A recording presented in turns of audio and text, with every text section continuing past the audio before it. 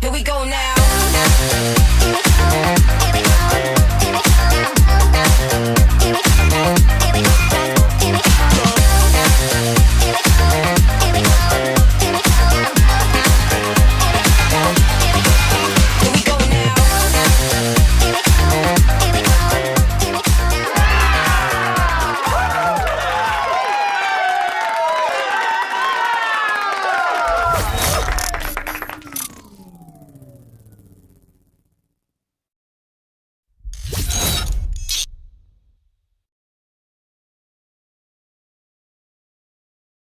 When I first started Kempire Radio 15 plus years ago, we'll get to our ads. We'll get to our ads.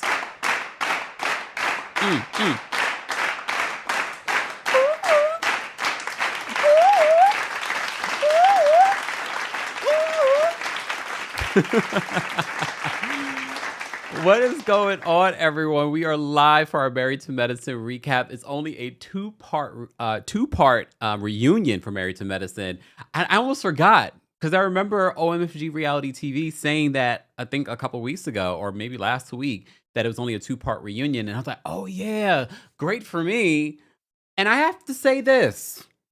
We might have to start normalizing two-part reunions because I have to give the credit to production. Oh, wait, first of all, can you guys hear me, see me? Look, can y'all hear me, see me? Hello?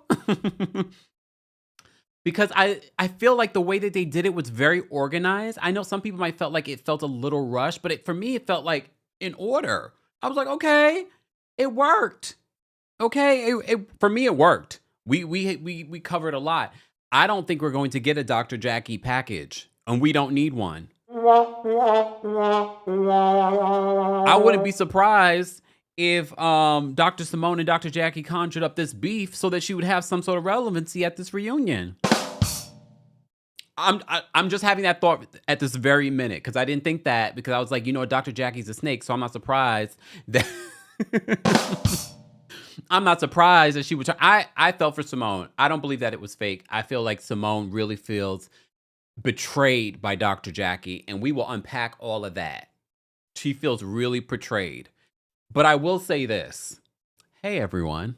Shout out to everyone that's watching from around the country and around the world. We appreciate you being here for our Married to Medicine recap for Season 12's Reunion Part 1. If you haven't already, be sure to like the video. It's an easy, free way of supporting not just my channel, but other channels as well. Shout out to our King's Guard. Shout out to our channel members. Shout out to our subscribers. We appreciate you. If you're a new subscriber, be sure to let yourself be known. Join the community. Join the conversation. Pageant Mommy says 2 parts is perfect. I felt like the way that they did this was great. Okay. Carlisa says she loves, this is not red. This is a different color, y'all. This is probably perfect for the reunion right now, but no, this is not red. This is sort of like you guys are better with the colors. It's sort of like a dark, deep orange. Okay. Look, but maybe depending on your television and how it's set up, it might look a little different. All right. Where do I even begin when it comes to Married to Medicine? Like, I don't know. Let me just open up my notes and then I'll start there because I felt like it was a good part 1 because I felt like we covered a whole lot. I have a lot of thoughts. Burnt orange. Yes, Miss Parker. That's what it looks like. Burnt orange. Okay. Burnt orange. Judy says reads red down here on Twitch. Really? Really? It's not though. I can tell you right now, it's not. Look, I'll bring it a little closer. It's not. See, and it's beautiful. It is. It does look good on me though. I'm gonna give myself a shout out to Banana. Banana, let us know if you want to sponsor. All right, let's focus. There's a comment here that I just wanted to highlight. Where is it? Katya says, yep, I felt so bad for Simone. Really broke my heart. It's so heartbreaking when you don't get support from your friend of 30 plus years. But we've been talking about this for a very long time. We've been talking about how that friendship hasn't been real for a while, ever since their last fallout. And I believe that the common denominator is Dr. Heavenly. Dr. Heavenly is the cancer in that friendship. But at the end of the day, Dr. Jackie has allowed Dr. Heavenly to be that cancer in the friendship. And I don't understand why. I want to understand why. Okay. Patricia says, no shade of orange in my camera. Well, I don't know. But I'm telling you, in person, it's like a burnt orange. How do we get so sidetracked? Can y'all focus? Because when y'all sidetrack me, then I'm side to the track. Okay. All right, focus, y'all. I'm going, hey, Miss Brooklyn Diamond. Miss Brooklyn Diamond's in the building. Nacho says, no, Jackie is the cancer. Look, I will say this. Dr. Jackie is the cancer, but I believe that Dr. Heavenly is the root. I believe the cancer has spread to Dr. Jackie. You know what I mean? I believe that.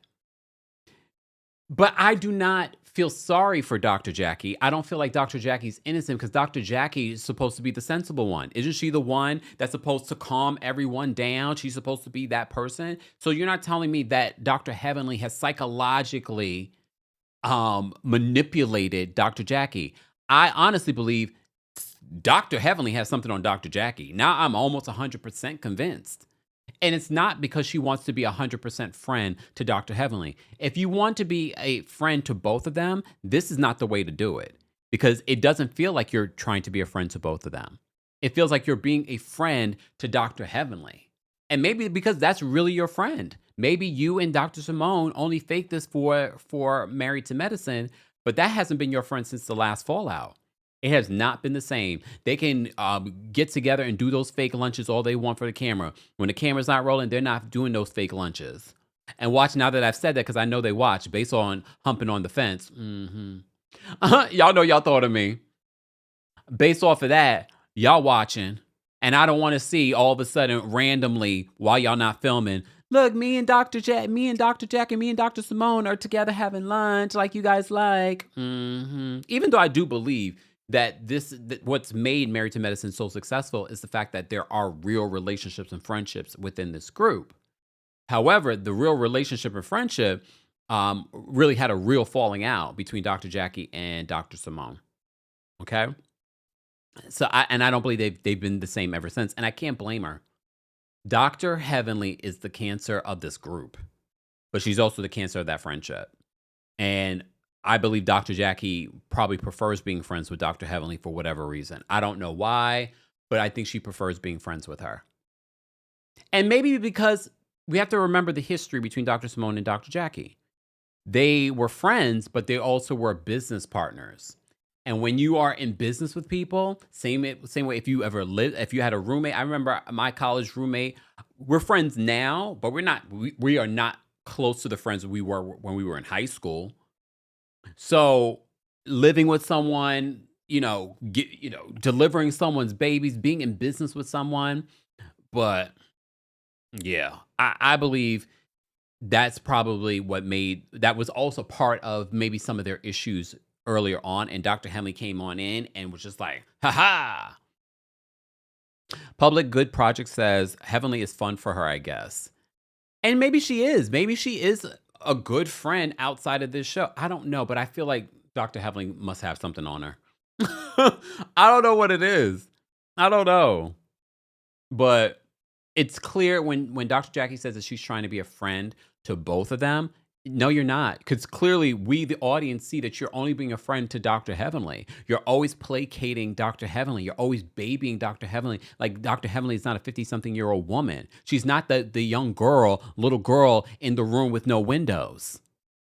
She's not that girl. And I see that with Dr. Mimi too. They all do this to Dr. Heavenly. They sort of infantize her. And even Dr. Damon Daddy. So to the point where she's going, hey, Daddy. Hey, Daddy. Daddy, you can't make Buddy come home, Daddy. They all do this to her. And I'm not saying, look, go check the tape. I used to love Dr. Heavenly on this show. But I've seen some behavior that it makes me go, this woman is playing it up for television. She will do anything to create television, even if it means throw friends under the bus. The only person she hasn't thrown under the bus, though, is No, she's even thrown Dr. Jackie under the bus this season. I wonder if they're going to talk about that. They probably won't talk about that. How she threw Dr. Jackie under the bus when it comes to Toya. Big Miss Mother says, can we all call her by her first name, Elaine? No, I like Heavenly because we know it's the complete opposite. It's the complete opposite. All right. Damn, the 1,200 of y'all in here already? Hey, y'all. Damn, y'all ready for part 1 of the Married to Medicine recap? I know that's right. I'm ready too. I had a lot of I went to my doctor. Look, everything's good. Everything's good. Blood pressure was good. You remember Dr. Frida was here the other day, and I was talking to you about your blood work, and I told you that at a certain body weight, my blood pressure, I haven't seen my blood pressure be this good in such a long time. Thank you, Lord. Thank you, Lord. You also saw, and this reminded me what we said during that. You could have money, you could have fame, you could have even the love of your life, but if you don't have your health, you have nothing. You saw the OnlyFans CEO passed away. May he rest in peace. He passed away after a long battle with cancer. Billionaire. You can have all the money in the world, but if you don't have your health, what do you have? If you've been waiting to go to get your physical or get your blood work, this is the perfect live to talk about this stuff because we're talking about health. Just saying. Reminder. That's why I'm live now. Okay. We normally do our Married to Medicine live at 3. But, because Potomac is gone off the air, I would have done it earlier. But nope. Went to the doctor. Got my nails did. Look, got my nails did. And my toes did. Yes. What am I telling y'all about my day? And then I had a meeting with my accountant. Because it's tax season. Okay. And now here I am. I watched this Married to Medicine reunion multiple times though, because there were certain parts that I was just confused. I was like, what is going on? I'm not understanding some of these people. And here's the thing. I'm not team anyone in regards to this because, well, I'm team Dr. Simone when it comes to Dr. Jackie of it all. I'm team Simone on this. However, when it comes to some of the other issues, I see wrong in all of them. I see wrong in Toya. I see wrong in Dr. Mimi, but I can see right in both of them too. Sidebar. First of all, see, I jumped right on in. We'll get back to the Dr. Jackie and Dr. Simone of it all in a minute. Just getting into it, because we talked about the reunion fashion, so we love to see the reunion fashions in person and in movement. Dr. Simone, I'm glad we got to see Dr. Simone, not Dr. Simone. Dr. Simone looked worse. I'm sorry, Dr. Simone. When you were sitting, I was looking at the split. I could see the underline. I was like, oh, damn, this is a mess. The hair it looked better in the picture. It didn't look good in person. And then her makeup was running because she really is emotional about what's going on between her and Dr. Jackie. I didn't love Brandy's makeup. Because I've seen her makeup recently when she was doing the promo trail, and it looked so much better then. This makeup did not highlight her well. Angel looked a lot better. I will say that. The picture did not do her justice, and she's a beautiful woman. Toya looked really good. I still feel like I wanted to see something on Toya's neck. Some sort of piece of jewelry, something. Maybe even like some rubies or something. It was just missing a little something for me. But hair, makeup, face, beat. Near 50, beat. Okay? Speaking of hair. Quad. That AI photo that they posted looked far better. And maybe she knows somebody, whoever over there at Bravo, because they posted that beautiful AI photo of her. But the hair in person did not look cute. Sorry. Why was Quad sitting next to Andy? I was like, okay. And then I looked back at her season. I was like, it doesn't make sense. You know who should have been sitting next to Andy? Toya and Dr. Heavenly. Quad was just there. I was like, why is Quad? And Quad did not want King to be there. Very much like she didn't want Dr. Gregory to be there, and she got her way. No, you should allow King to be there to tell his side. You guys are no longer together. Let him be there so he could tell his side. Y'all probably would have had a 3-part reunion if you did.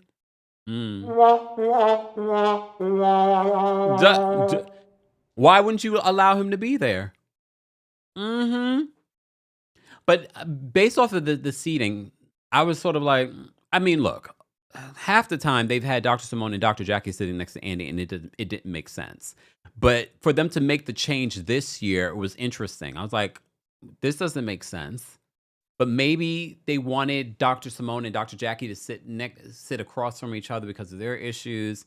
But Quad and Toya didn't have any issues. It didn't make sense to me. They should have put Heavenly there. I also don't understand why Heavenly was a friend of the season. I know all of you have speculation. Oh, it's because she only filmed blah, blah, blah. She only filmed 4 weeks out of the 12 weeks. However, you wouldn't have never known. You would have never known. She was a part of every single episode. She was out there like a full-time cast member. She didn't come out there like the Newbies did.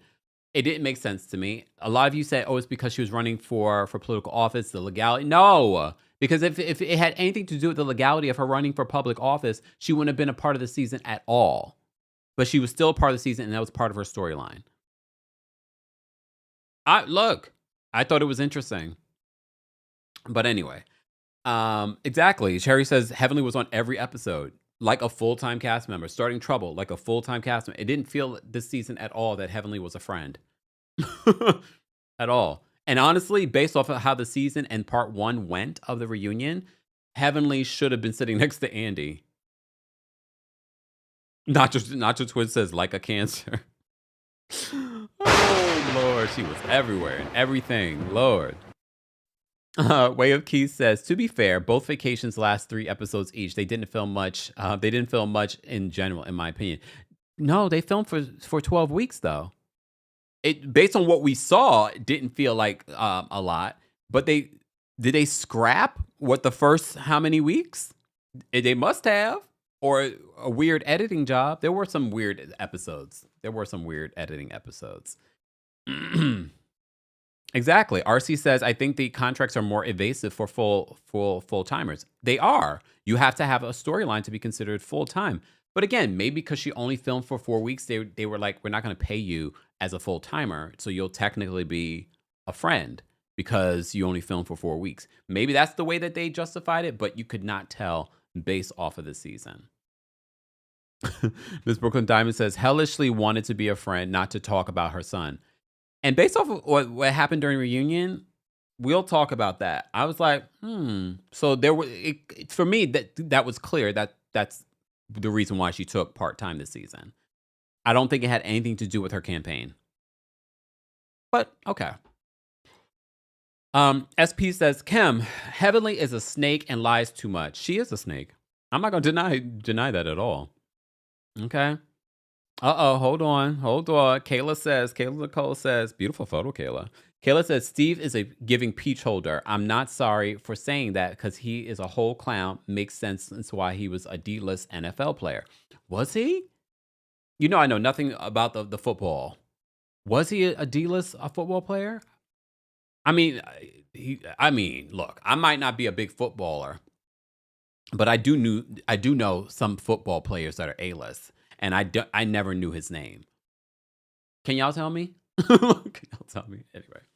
All right. I have my thoughts on Steve, and I will share them when we get to that part. Let me start at the top, okay? So we see everyone gathering in, getting ready for the reunion. Simone and Jackie are not sharing a room. Apparently, I guess they've always really shared a room when they get dressed for the reunion. So they flash back to what Dr. Jackie said on Watch What Happens Live, where she really did not take a stance or defended Dr. Simone. And even Andy, I feel like Andy defended Dr. Simone more than her best friend of 30 years. Like, you delivered my baby. So Simone says that she doesn't need those types of friends that want to remain neutral. I have to agree with her with that. I do have to agree with her. Heavenly brings up Simone tweeting and talking about Dr. Jackie on social media and saying that she chose the devil, meaning Heavenly. Andy tries to explain to Jackie why Simone might feel away. She said, I think it's about what you didn't say. Why does Dr. Jackie has so much sense in every other, when it comes to everyone else, but she can't see where Dr. Simone is coming from? Yeah, I don't understand why she doesn't get it at all. So he's like, I think it's what you didn't say. So Simone tells Andy, I don't think we have a friendship. Did y'all catch that part? I had to rewind that part. I was like, wait a minute. Are you confirming what Dr. Heavenly has said about y'all friendship for the longest? She says, I don't think we have a friendship. And she's wiping away tears. Like, she is very emotional about the Dr. Jackie of it all. So I really believe Dr. Simone is truly affected. And I think, based on what I've been saying about their friendship, that I feel like the friendship has not been the same in a very long time. I think Simone is really starting to believe that herself and realizing that even if they've sort of kind of got along to get along, I feel like she really feels like this woman is not my friend. Pageant Mommy says maybe their friendship has run its course, which happens. It happens. I've had that happen to me. Just because you've been friends with someone for, 10, 15, 20, 30 years doesn't mean that you're going to be friends with them for the rest of your life. A lot of times we are holding on to these friendships beyond their expiration date. And that's why things end up blowing up to this particular point. Uh-oh, Foxy got a new photo. Foxy says, I fell for Dr. Simone. Me too. Lexi says he was definitely a D-list player. Really? What team did he play for? All right. Wait. Ebone says, Eugene reminds me of the man Robin Givens ended up with on Waiting to Excel. What's that actor's name? Because he's in other things too. I was just looking at a gif of him the other day. Yesterday, literally. All right. Big Miss Muffin says, Elaine and Jackie equal trash. I don't know. Authentically, Lola says Jackie is not her friend. She isn't. No, wait. I don't even know how to pronounce your name. Nope, not today. Oh, nope, not today says Dr. Simone is friends with Toya. That's why Dr. Jackie is sticking with Dr. Heavenly. But Toya and Dr. Jackie, they just started having issues this season. I mean, they've never really been like close, but I don't see why that would affect their friendship. And I don't feel like Dr. Simone would defend Toya if Toya was if the tables were reversed. 'Cause I've seen some people say that too. Well, Dr. Simone stays quiet when there's issues between Toya and Dr. Jackie. Well, it's never been a situation where Dr. Simone had to defend Toya. Toya can defend herself. Hold on. Missy says he played for a few, I believe, the Browns, the Lions, and the Cardinals. Look, nope, don't know. Okay, how do you even say this? La Tulipe says Dr. Eugene is a ride or die husband, exactly what he's supposed to be. We're going to talk about it. We're definitely going to talk about it. Oh, Denise says Toya isn't a snake or toxic like Heavenly. Well, one of the things that I've been saying throughout the season, a lot of Toya and Heavenly's behavior is very similar, even with their husbands and how their husbands navigate their wives. They're probably more similar than they're not. Just saying. That's my opinion. Okay. Pageant Mommy says that she believes that Simone is friends with Toya out of an alliance because they never used to be as close as they are now. But they actually spend time with each other off camera. Q Talk says Toya is the villain that y'all think Heavenly is.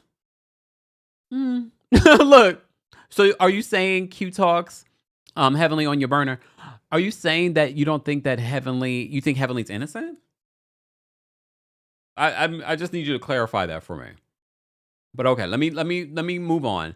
So we start the reunion. Andy goes around the room and he does introductions and things like that. Jackie says that Toya was a great leader for the Met Gala. She had a great leader for the Met Gala.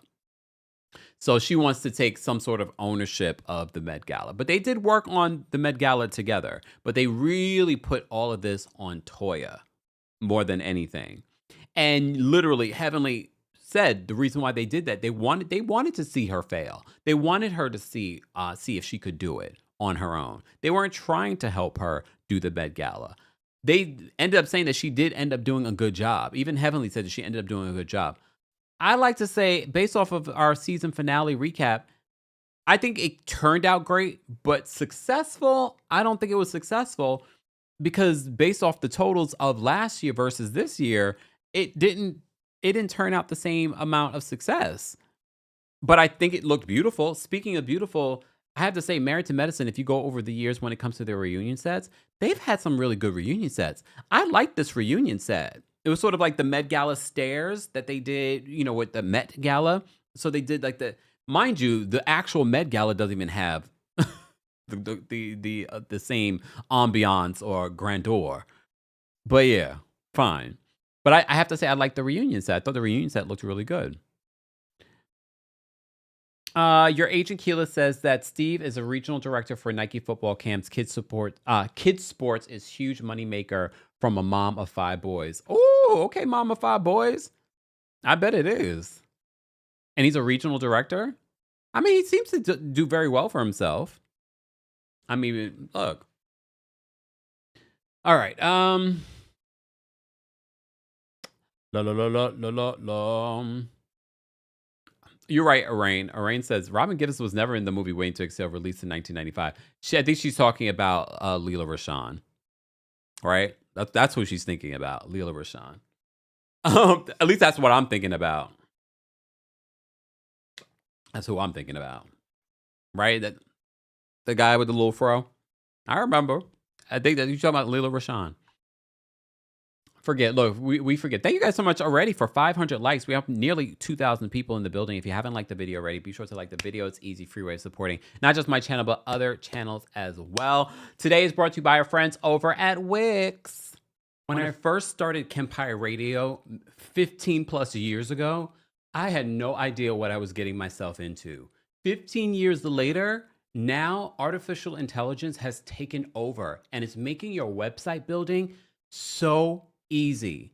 I'm excited to partner with Wix for today's live because Wix was the very first website that I ever used. And even back then, they made it easy. So you can imagine 15 years ago versus 2026, Wix is making it even easier with AI.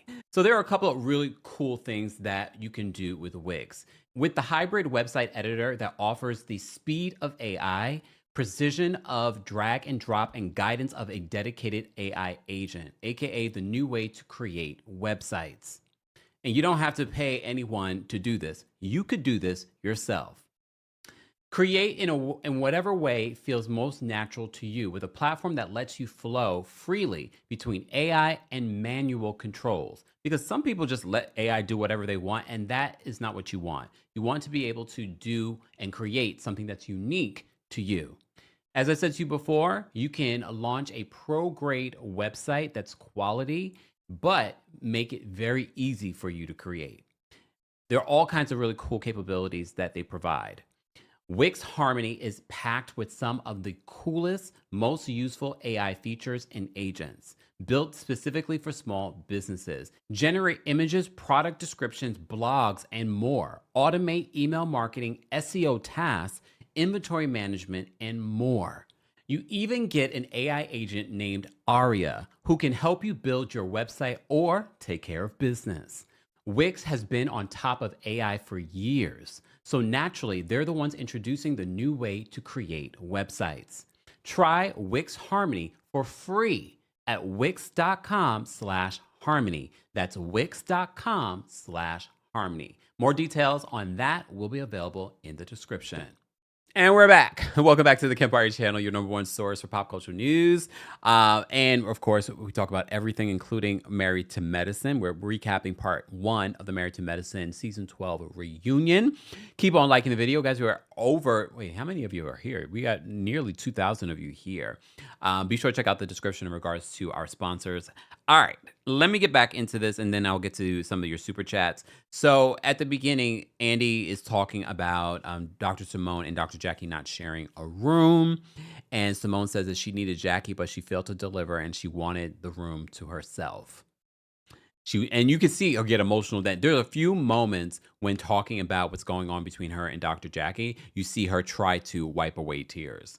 I believe Dr. Simone is truly hurt by the situation, and I don't blame her. Imagine you having a friend of 30 plus years betray you multiple times over the years when it comes to their friendship. Just saying. All right. So at the top of the reunion, we have Toya's package. Andy asked Toya if she was still in the house. Did you guys, do you think that was like a legitimate question for Andy to ask? And then I thought to myself, I was like, well, I guess he was trying to be funny and the joke didn't land. Because she has moved quite a lot, but I didn't expect her to come to the reunion talking about she's moving out. But then I had to kind of think back about over the years where we all were sort of like shocked. Wait, you're moving? Didn't you just say this was your dream home? So I was sort of like, it didn't land. It didn't land for me, his joke. And she was just like, he was like, well, you've moved a lot. And she was like, I bought every home. Okay, Toya. I mean, she has, but she has moved a lot. Okay. I think he was trying to make a joke and it didn't land. Okay. Heavenly chimes in regards to what she thinks, will she be, will Toya stay in this home? And she's like, I think she'll sell this one and make a profit and move into a condo by herself. And they were like, wait, by herself? She's like, wait, did I say that out loud? Heavenly is very strategic. Heavenly knew exactly what she was saying. Please understand that. I think a lot of people think that Heavenly is just, wild at the mouth. And, she's very strategic. She's trying to make television. And she said that intentionally. She was like, no, I think she'll sell it, make a profit, and her and Eugene will move into a house. Honestly, I agree with Heavenly. I could see eventually, but that's me. I'm not wishing that on them, but I'm just saying I could see it. Okay. Simone says that Toya keeps her when asked about, when they threw the party and Simone had her thoughts about Toya and Toya's day off kind of thing. She's like, this is her life. So she makes a joke and she, Toya keeps her house up and no one's ever going to say to her that this home needs pressure washing. And they flash back to Mariah. This is sad that you guys have to cite Mariah to have a funny historical moment when it comes to Married to Medicine, because honestly, a lot of the most quotable moments are from Mariah and Quad. Most quotable moments. Okay, unless they were saying something, and Heavenly, I'll give Heavenly that as well. But the rest of y'all, except Dr. Contessa. Dr. Contessa this season, loved you. Wait, loved you. Y'all won't remember that after this season, but I will remember it because I was like, she's hilarious. I can't. It was a mess. She said pressure wash. No one's gonna say Toya has to pressure wash her home, and they flash back. Of course, that seems to be the thing that that made Heavenly seemed a little bit pulled back during this reunion, and I know pulled back for her. She was definitely clocked in. She was the most person, one of the most people speaking during the reunion. But she was definitely pulled back in comparison to what she normally would, and probably because she's running for office. Okay. Jean says Mariah was the show.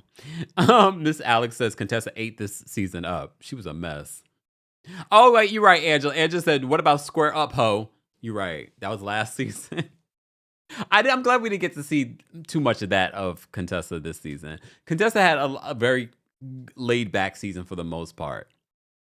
All right. So Toya says that in regards to the relationships, people talking about her relationship and things like that. And she was just like, you haven't seen cheating in my relationship. This part stood out to me, and I want to hear what you guys think. She says, and my husband isn't saying that he doesn't trust me around our son. Who was she talking to? Because I know people are going to assume that she was talking about Heavenly and what's going on with her son. But did you guys see when the camera panned to Dr. Mimi? And Dr. Mimi seemed a little bit like shocked by the statement. So I wasn't sure. I'm like, wait, did something happen during the season that we didn't see? Because remember, and I'm just going to say this, Remember what Dr. Mimi said when they were in Jamaica about she wants her husband to say that she's doing a good job as a mom? And I was like, wait, did Steve say something? Or did she admit during that conversation he said something? Because I'm starting to think, I was like, wait a minute, I don't think she was talking about Heavenly. Was she talking about Mimi? And then I was like, wait a minute. Wait a minute, Toya. Wind that back because that was a very vulnerable moment. Very vulnerable moment that she opened up while in Jamaica. I was like, let's not just go back and watch that particular moment because Mimi's face looked like it almost went white, her face. I was just like, wait, was she referring to Mimi in that moment? I was like, wait a minute. I was like, wait, okay, Toya, that might be a little too far. A little too far. Go back and watch that moment. I watched it multiple times. All right. So she mentions that. Toya says that her next door neighbor, so this is when they start going back between her and Heavenly. She's like, my next door neighbor told me a bunch of things about your husband. And then Heavenly says, well, I've heard some things about your husband and things that he was doing at the hospital and why he got fired. Since then, Dr. Eugene was in the comment section of the blogs saying that he's never been fired from any job. I want to say this because I'm going to twerk on a fence. Get the merch, okay? I'm going to twerk on a fence when it comes to this because two things can be true. I believe that he hasn't been fired from a place. Has he been asked to leave? Has he been asked to resign? Could be because when you're on certain levels in these different companies and hospitals, because they don't want the press about why is this doctor getting fired. I'm not saying it. The other side of that is that Dr. Heavenly likes to lie. Lies, the lie. So I can't always believe what Dr. Heavenly says. So I'm just reporting to you that Dr. Eugene has said that he's never been fired from anywhere. Heavenly has a pattern of lying. But also, when you're at a certain level in a corporation or at a hospital, they will say, you can resign. Okay. I don't know. I don't know what happened there, but okay. Okay. So she throws that out there. Toya in the moment doesn't say anything, but again, I don't know if she heard it because you have to remember this is a reunion. People are screaming back and forth. She maybe didn't hear it. That's why they responded on social media. Okay. Jackie and Toya start getting into it, and Jackie brings up Toya talking about Curtis and their marriage. Jackie, you need to let that go because I'm gonna ride with Toya on this one. This is why I keep twerking on the fence, y'all. Every time you bring up this whole situation between you and Toya, you know what Watch What Happens Live is. She didn't intentionally talk about Curtis. She was asked a question and she was like, well, he has a pattern. He's done this. They flash back and show it. And you blamed her back then. And it's like you still are blaming her for your husband's behavior. I don't understand. I do not understand. You and Toya should not have an issue. You should not be that mad at Toya for, first of all, playing into the games of Watch What Happens Live, but also your husband did it. So she did not say a lie. I will say though, Dr. Jackie doesn't talk about Toya or her marriage. And, I don't remember. It's 12 years of the show. She could have, and I just don't remember. This season she didn't. Okay, look, this season she didn't. But I need Dr. Jackie to let that go because your husband is the one that should be apologetic because she didn't lie about what he did. Ooh, Miss Brooklyn Diamond says Jackie does not want to admit she's in a marriage in name only. That's the way it is. That's what it's given. That's exactly what it's given. All right, moving on from there. Toya says that she reacted poorly at her party. Here's my issue with Toya still. Is that she has not shown ownership or accountability for how she acted at this party. Her saying that she acted poorly, but then making an excuse for why she acted poorly. No. You've had how many months? 6 months since they stopped filming to assess. You've had even more time to watch it. You reacted to your friends there. You were drunk. Just own I was drunk, y'all. I shouldn't have reacted the way that I overreacted. I shouldn't have spoke to Eugene the way that I spoke to Eugene. I shouldn't have brought you guys into it. It was all on you. And even no matter what Heavenly said in that moment, you overreacted. You overreacted, and then you guys try to overcorrect for the rest of the season. So she says that she reacted poorly at her party, and that she locked herself in her closet. Quad and Contessa were like the only ones that came to check in on her and things like that. Contessa says, as a group of friends, they should have just left after that situation. Honestly, I would have left. Anyone else? I would have left. Mimi was like, I was like one of the first people to go to leave, and she was like, well, you were the first person. Toya says this to her. You were the first person asked to leave, Toya.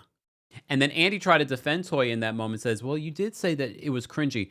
I don't believe Dr. Mimi said at that moment. She said in her confessional that it was cringy. The confessionals are filmed after they filmed. So even if she says it later on, I agree with Dr. Mimi in that regard. It was cringy. I don't know if you've been friends with a couple or friends that constantly are fighting. I've been around stuff like that. It's cringy to watch your friends. I mean, even if they don't try to pull you in, just the snarkiness or the constant tension. I'm like, oh God, who wants to be around that? I cringed all the way from my home in New York City watching that. It was cringy. There was no lies. It was cringy. So I will defend Dr. Mimi on that. It was cringy. She was just like, I'm leaving. I don't think this is where I need to be. But this is after Toya basically kicked them out. Not you kicking me out and then calling us, what did she call them? Oh, hating A-B words. Okay. Mimi denies doing anything at that point, and Andy points out that she says that she was cringy. Mimi says that Toya called them hating A-B words.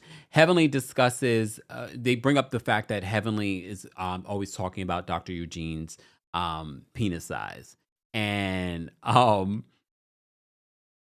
says that, well, it's not like Dr. Damon Daddy has anything bulging. Why are you looking at his... I don't know.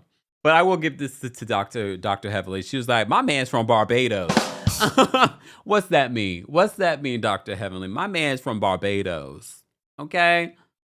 Okay, Dr. Heavenly. All right. Moving on from there. Jackie says that she made Toya the chair for the Met Gala so that she could see that it wasn't an easy task. And she felt like she did do a good job with the Met Gala. Okay. Even Heavenly said, it turned out well. I said, but was it successful? Because technically it really wasn't successful. In comparison to the amount of money raised, $5,000. I mean, I think they're going to be grateful for any amount of money towards their medical school education. But $5,000 each for medical school? Okay. 20,000, I would be like, okay, it's a little something. That'll cover a semester. Maybe. Not even. I don't know. Depends. Okay. So Toya brings out the medical jacket that they gave her, and she put their group chat conversations on there. I wish they would have read some of what was on the group chat, because you bringing that to the reunion, cute prop, but at the same time, it didn't land in a way that proved anything. It was just a funny moment. Okay. Miss V. Thomas says Caribbean men swinging. I mean... Lonnie says $10,000 is not a success. Yeah. Cherry says that barely covers books. I wish they would talk more about that, because I have a feeling next week they're not going to talk about that. Right? I don't feel like that was a success. This is actually one season where I feel like they could have done 3 parts. Anyone else? And just because I feel like, yeah, we've covered a lot, and I have to see how part 2 lands. But I feel like if we don't cover certain things, I'm like, then we probably could have gotten a 3rd part. But I'm okay with a 2-parter, because I felt like they covered a lot in part 1. Okay. What? Gene says Anwar is teaching us on TikTok. What you mean? What is he teaching y'all? What is it? Wait, because we were talking about medical school education, then we were talking about the Caribbean men. Which one are you talking about? Look, which one are you talking about? Okay. Um, all right. Everyone said Phaedra did her thing. Let me say thank you, guys. Guys, keep liking the video. It's an easy, free way of supporting not just my channel, but other channels as well. We're talking about season 12's Married to Medicine Reunion Part 1. If you're part of the replay crew, be sure to let us know your thoughts and ratings of the reunion as well. Let me just save this. Okay, hold on. I saved a couple of tweets. Wendell Pierce is the guy we were talking about. Wendell Pierce from Waiting to Excel. Yes, and he was on The Wire. Yes, yes, yes, yes. Wendell Pierce. Okay. Um, all right. Miss Parker, thank you so much for the super chat and for being a member. Miss Parker says Simone and Toya have come a long way from season 2 reunion. I'll never forget Simone calling Toya raggedy broke A. That was such a turned up reunion. They were like to get physical. Now they're best allies. I mean, I feel like they hang out as a couple. I don't know if I really believe it's just an alliance because they really do hang out as a couple. I think, remember, you're talking about season 2. That's 10 years later. Sometimes you do end up becoming friends because this is like the only person that really understands where you're coming from. Mrs. Beeson Bryant, thank you so much for being a member for the super chat. She says, Dr. Jackie is and will always be the real unmasked villain. Dr. Heavenly says all the things Jackie feels. Silence speaks volumes. Good for Simone, but it might be set up for relevance of a storyline. Maybe, but I don't know. I feel like Dr. Simone's tears were confirmation for me. Jay Washington, thank you so much for the super chat. Jay Washington says, I wish Simone would check Toya the same way that she wants Jackie to check Heavenly. Plus, I remember what Mariah said in her interview, how dirty Simone is. Oh yeah, I forgot about that. I don't know. I don't know. I don't feel the same in regards to Dr. Simone checking Toya because I feel like she does. Because there isn't a lot that happens between Toya and Dr. Jackie. Tress, thank you so much for the super chat. Tress says Toya and Dr. Simone remain consistent, tacky and messy. Did you see the pic they took with King? I did. Then they wonder why Quad won't open up. Here's the thing. Dr. Eugene is friends with King. But I also retweeted that picture and I said, I feel like this is a setup for some sort of storyline for next season. Because it shouldn't be a big deal if you saw Quad's ex at an event and you take a picture with him. That shouldn't be a big deal. But you saw Quad's reaction when they were talking about King at the reunion. Because at the reunion, she's like, oh, you're talking to my ex? You saw her reaction. I was like, here we go. They're setting us up for relevance, for Quad's relevance, because they don't need to. It wouldn't shock me if they are helping Quad have some sort of relevance for next season. Because next season, what is Quad going to talk about? Is she going to be showing us her putting rollers in the wig that she wore at the reunion? What is she going to be talking about? You saw Quad is the actual person that should be running for public office because the way that she was navigating those questions during her segment, I was like, she's not telling us a bunch. She's telling us a bunch of nothing. She's not giving us anything. And as a tourist, I understand. But as a person that's on reality television about your life, that is lame. That is 100% lame. The most reaction that we got from her is when she was accused of going through IVF as a storyline. I don't think she went through IVF as a storyline. The king of it all might be the storyline. I believe she wants to have a child. But her not giving us an update on whether or not she was like, stay tuned. No. I will not stay tuned. Quad. I will not stay tuned. And I still don't understand why you're sitting next to Andy because based off of the season and you not wanting to talk about the king of it all says to me, and maybe that's why they put you there. They thought because of what was currently going on with King that, oh no, we need to put her next to Andy. But we'll see how part 2 goes. Thank you, Mrs. Beeson Bryant, again for another super chat. So I'm happy I caught this live. Quad definitely should have been seated in the #1 chair. That stolen storyline was her karma. Oh, shouldn't have been seated in the #1 chair. That stolen storyline was her karma. Oh. Okay.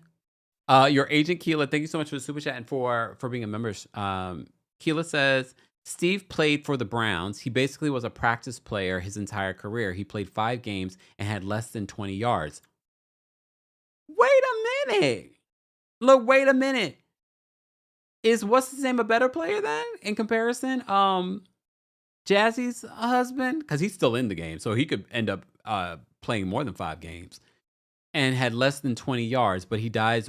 Wait, he does. Wait, he does run a big Nike football camp. I love football. Hashtag Chiefs. Oh, but what's the big deal about him running the football camp? Because based off his career, it sounds like should he be? I don't know. Shadrika, thank you for the super chat. Shadrika says Simone did not care about this reunion by the looks of it. She came to cuss and cause ruckus. based off her reunion look. But she always does that. I wouldn't be surprised she got that reunion dress the night before or the week of. Didn't get it altered, nothing. Keela, thank you for another super chat. Keela says he was a wide receiver, 1 catch, played for a few teams, lifetime practice squad. Ooh. Square Biz, thank you for the super chat. Let me shimmy.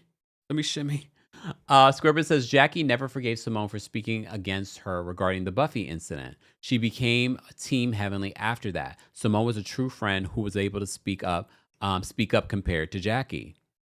Speak up when wrong, because here's the thing.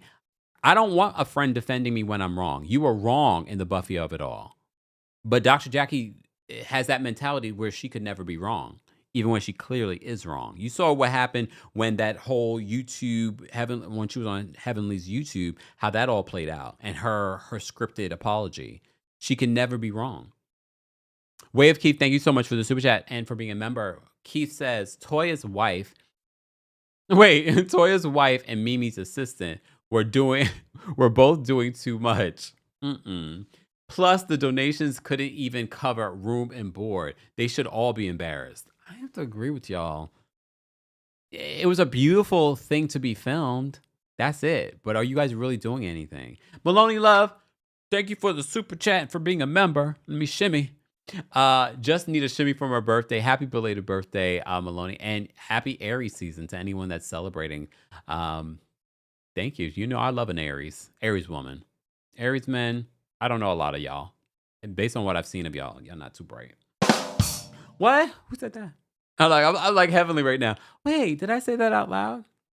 I mean, I say that now, but I don't know a lot of Aries men, but the ones that I've met, I'm like, are you okay? Brandy, thank you so much for the super chat. Brandy says, I think Dr. Jackie is the epitome of petty because she never forgave Simone for blindly defending her against Buffy. I think over time, Jackie began to enjoy Heavenly's bullying of Simone. I have to agree with you. And you know what? Yeah. In regards to the Buffy incident, I think Dr. Simone took a different stance on that because she's an OBGYN. And she's like, you don't do that. And if she's still holding that grudge from back then, she was never your friend. Shadrika, thank you so much for another super chat. Shadrika says, as a person who left a man from Barbados, that means absolutely nothing. Y'all gotta stop stereotyping these Caribbean men.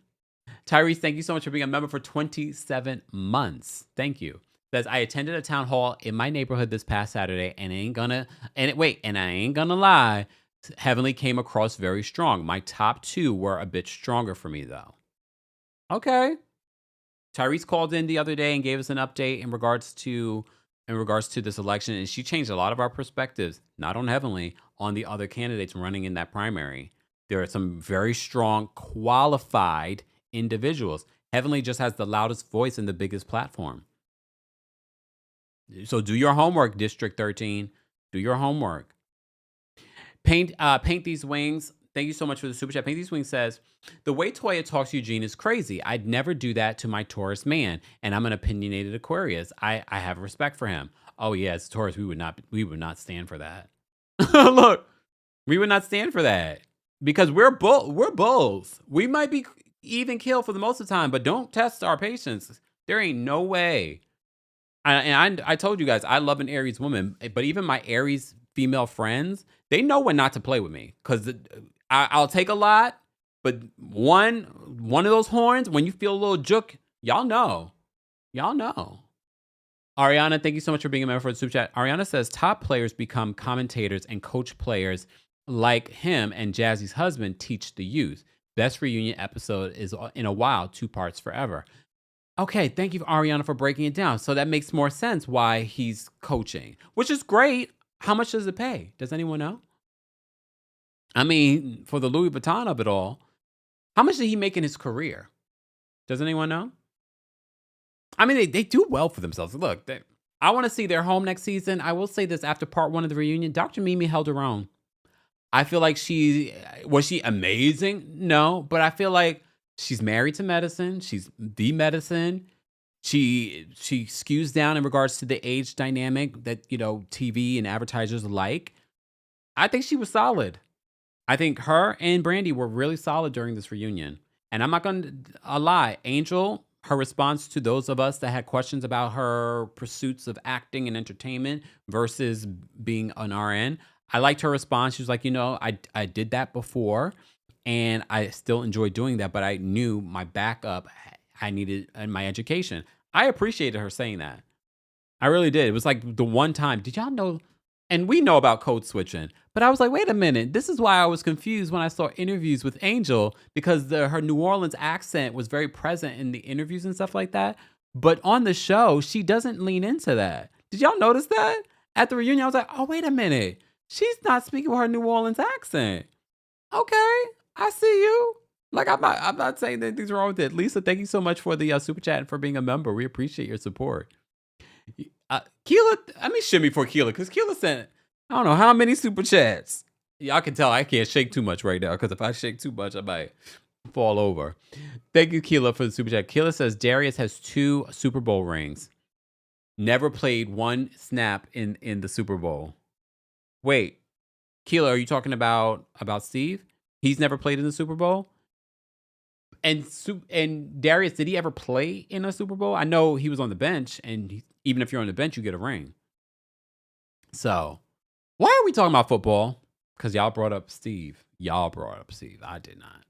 Lisa, thank you so much for the super chat. Lisa says Heavenly went to Bravo HR on Simone. Thank you, Lisa, because people forget that element. And then when you think about this to Dr. Jackie, it's like, come on. Heavenly went to Bravo HR on Simone and lied.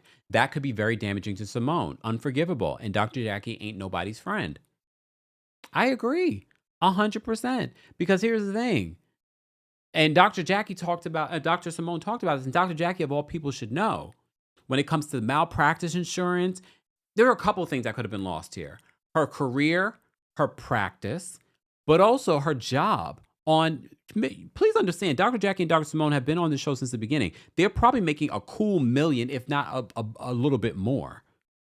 She could have lost all of that. And Dr. Heavenly still has not changed her stance. Luckily, this was on video. And this is why I look at Dr. Heavenly. I was like, you running for public office and you're still leaning into, oh, she did something to me. And you said all the trigger words. You are a Karen. And this alone would be reason for me not to vote for Dr. Heavenly. And I don't care what anyone says. This incident alone that she's leaning into still at this reunion would be reason enough for me not to vote for Dr. Heavenly. Just saying. But that's me. Shadrika, thank you so much. Thank you guys for all the super chats. This will be the last one that I read because I want to get through this episode. Shadrika says Steven had to do some sort of well. He paid for Mimi's practice in cash. I know that's right. Okay. I know that's right. Guys, we're almost at 800 likes. Be sure to like the video. It's easy, free way of supporting not just my channel, but it supports other channels. Other channels will start to show up in your algorithm, okay? That talk about Married to Medicine or talk about Housewives or talks about pop culture like we do here on the channel. Today is brought to you by our friends over at Factor. Somewhere between the first warm weekend, which we just had this weekend here in New York, and realizing short season is getting close. I couldn't put on my pom-pom shorts just yet. Eating well stops feeling optional. Factor is how I stopped letting a busy schedule be my excuse. Fully prepared meals designed by dietitians and crafted by chefs, ready in 2 minutes, no planning and no cooking. Quality functional ingredients, including lean proteins, colorful veggies, whole food ingredients, and healthy fats. No refined sugars, no artificial sweeteners, and no refined seed oils. Literally, as I was coming back home, I saw someone got their factory delivery. I was like, I see you. 100 rotating weekly meals keeps things fresh and delicious through winter. Options include high protein, calorie smart, Mediterranean diet, GLP-1 support, and ready to eat salads. Of course, I've gotten you a discount. Head to factormeals.com/Kempire50 off and use code Kempire50 off to get 50% off and free breakfast for a year. Offer only valid for new Factor customers with code and qualifying auto renewing subscription purchase. Make healthier eating easy with Factor. More information on Factor will be available in the description. So it said, not Dr. Karen. You're right. She is a Karen. Okay. Damn, Mr. Mel Magic says that going to HR is wrong, but I mean, Simone's reputation has been on the decline after all that yelling, after all the years. Yelling is one thing, though. Being physical, accusing someone of being aggressive, that's a whole other thing. She can be yelling at all she wants, as long as she's not yelling at her patients, as long as it's not going down her medical office. Mm-hmm. Two Foxy says Simone is childish for unfollowing Dr. Jackie. I mean, I hate when I see any of that anyway. She refollowed her after the reunion. So I'm already assuming that they make amends at the reunion. Bravo, y'all need to put this in their contracts that they can't do any of that stuff. And if anything, production should be like, don't follow her back yet. Wait till it airs. Then you can follow her back. Because we already know how it ends, right? Okay. Back to my notes. Look, back to my notes. Where was I? Damn, I need to speed through this. Hold on, y'all. All right. Quad's package. So they play Quad's package. Quad is asked about what's happened with her and King. She's like, life happens. She keeps on saying that. Life happens. Girl, you're at a reunion. We need more than life happens. And she says, she thought that he was the one. Quad says that the breakup was mutual because you remember what King said on social media. Why didn't they show that at the reunion? Why didn't they show what he said on social media? Okay, why didn't Andy bring that up? Because I would have brought it up. I'm like, well, on social media, he said he left that situation. All right. So Contessa asked Quad, why isn't King there? And she's like, no, she says to Quad, like, didn't you want King here? And she's like, I didn't say that, Contessa. She gets very defensive. And I'm like, So apparently Toya has seen King. And by now you guys saw the photos of Toya and Dr. Simone with King. I guess they may have seen him at a basketball game or something like that. So King apparently told Toya that he wanted to be at the reunion and felt that there was more of the story to tell. Here's the thing. No matter how you feel about King, Quad, you brought this man on the show. He was a part of your storyline. He basically saved your job. Let's be honest. He was there to go up against Dr. Gregory. You were gaslighting him all the way until it got physical between him and Dr. Gregory. So I feel like you could have at least had him come on the reunion and speak his side. But now it feels like, and again, I think if you had him come on the reunion, we probably would have had a 3-part reunion because there could have been more to discuss. Like what happened? Maybe they could have saved your relationship, but maybe you weren't interested in saving that relationship because it wasn't real. I don't know. That's the word on the street, that it wasn't real. I don't know if I believe that, but I find it very interesting how you're navigating this conversation. You're on a reality show about your life, and you're not even married to medicine. So if you're not going to give us anything, next season, I don't want to see you rolling that wig or washing that wig as a part of your storyline. She's like, I don't come up with storylines. She gets real defensive because Andy brings up them talking about this relationship not being real. And she's like, I don't create storylines at the top of the season. That's too much anxiety for me. She says that who would spend their money on IVF? But did y'all notice her words? So Quad, Did you pay for the IVF or did King pay for the IVF or did you both? Because she didn't say we. She said I. She's like, why would I spend that amount of money on IVF? I don't think that she was using IVF as a storyline. I know some people think that. I believe she really wants to have children now. And she probably thought King would be a great sperm donor. And I'm so glad that Dr. Simone said, you can tell me to mind my damn business. I'm glad she didn't. But if you guys couldn't agree on getting married, you couldn't agree on where you would live, why would you go on a journey with someone like that when it comes to IVF? We've been saying that this entire season. Why would you do that? And she was like, well, he's no longer with his other baby's mother, and they're great co-parents. So in your perspective, was that a smart decision, Quad? Because regardless of him being a good co-parent, is that the way you really want to raise a child? Like going into it, sometimes that's just the way the cookie crumbles because of just life relationships. But intentionally going into a situation where the foundation is shaky at best, to me, is not a smart decision. But we've been saying that this entire season. Why would you go on an IVF journey with someone you can't even decide whether or not you're going to live with them? Like these are foundational things. But you just thought, oh, I want to have a baby with this particular one. If anything, we would be great co-parents. I don't know if that's a smart decision because I don't know if you would be great co-parents. You can't even agree on how the relationship ended. You can't even agree that he should be able to come to the reunion and be able to speak his piece. Y'all couldn't even agree on that. So it may have been a blessing that this did not work out in regards to the IVF journey with him.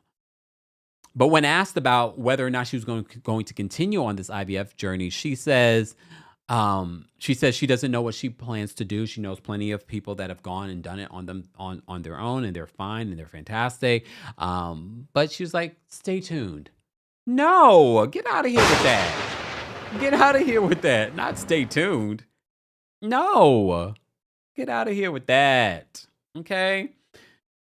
All right. So then the newbies come out. Brandy and Angel come out. They actually get their own package. Giselle, not the newbies of Married to Medicine, getting their own package. Even they got a package this season and you didn't, Giselle. Let's see if Dr. Jackie gets a package because I would love to see what this package is going to look like. What is it going to look like? It's going to be 2 seconds, this package. And it's probably going to be about the Met Gala. They're probably going to make her package the Met Gala. Girl. So Angel talks about working in the entertainment industry. We already talked about that. So Brandy and Dr. Contessa have a conversation about what went down at Brandy's birthday dinner. And apparently they already had a conversation and they're all good now. Okay. However, Dr. Contessa, she says the reason why she felt the way that she felt was because Heavenly and Brandy were talking about her birthday party before. But you only knew about that until you watched it. Because they play it back and Brandy didn't say anything negative. It was Dr. Heavenly that said something negative about the birthday party. It was Dr. Heavenly. Dr. Heavenly is the root. Okay? So Contessa, I very much like everyone else at this reunion, I feel like you guys did not come. Oh, hold on, y'all. Why does that happen when I turn off my notification? My thing's on do not disturb. Okay? Do not disturb. Why is that coming through? Lord. All right. I don't understand why Dr. Contessa wasn't. Hold on, y'all. There we go. I don't understand why Dr. Contessa didn't come to this reunion prepared to own that she was wrong. She was fighting for her life during this reunion. I was just like, but I will give it to Brandy that she handled herself really well in regards to it. Like she gave enough energy. She gave enough like what shade in regards to it.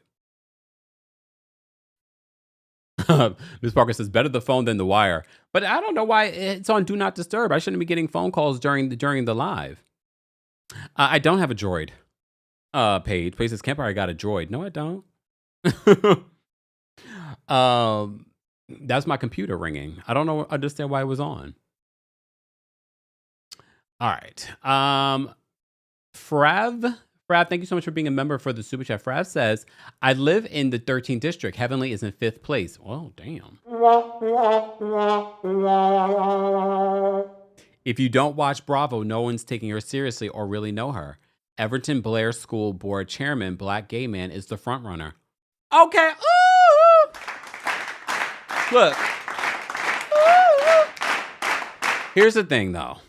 The polls are one thing. Make sure you guys go out and vote, because people will say that now, and then when they get into the booth, we don't know what's going to happen. So make sure you guys are doing your due diligence. Thank you so much, Frav, for keeping us updated as well. But that's what Tyrese said when she called in. She says there are plenty of people that are ahead and more qualified than Dr. Heavenly. And Dr. Heavenly is putting out there that, oh, you know, I've got the votes. I don't know about that, Dr. Heavenly. Okay. Autumn, thank you so much for the super chat. Autumn the diva says Quad is trying to hide King's response hard because she wants to make it seem like she is a perfect woman, but she is clearly not. Miss no accountability. That's the vibe that I got, Autumn. That's the vibe that I got. She wants to control the narrative, and that's why she did not want King to be there. You know? Oh, Patricia said, nothing wrong with a droid. It's eating up apples. A lot of people in our community have androids. I noticed that from our meet and greets. Okay. A lot of y'all have androids. I don't judge, but I'm just saying I don't have one. I might get one for my business phone. When it's time for me to get a new phone, I might get an android. I might.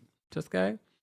Ocean's Dream says, proud Android owner. I wasn't saying that I just don't have one. Okay. See, Judy says Team Samsung. A lot of y'all in the community. I feel like the majority of the community. I'm going to do a poll on our community tab.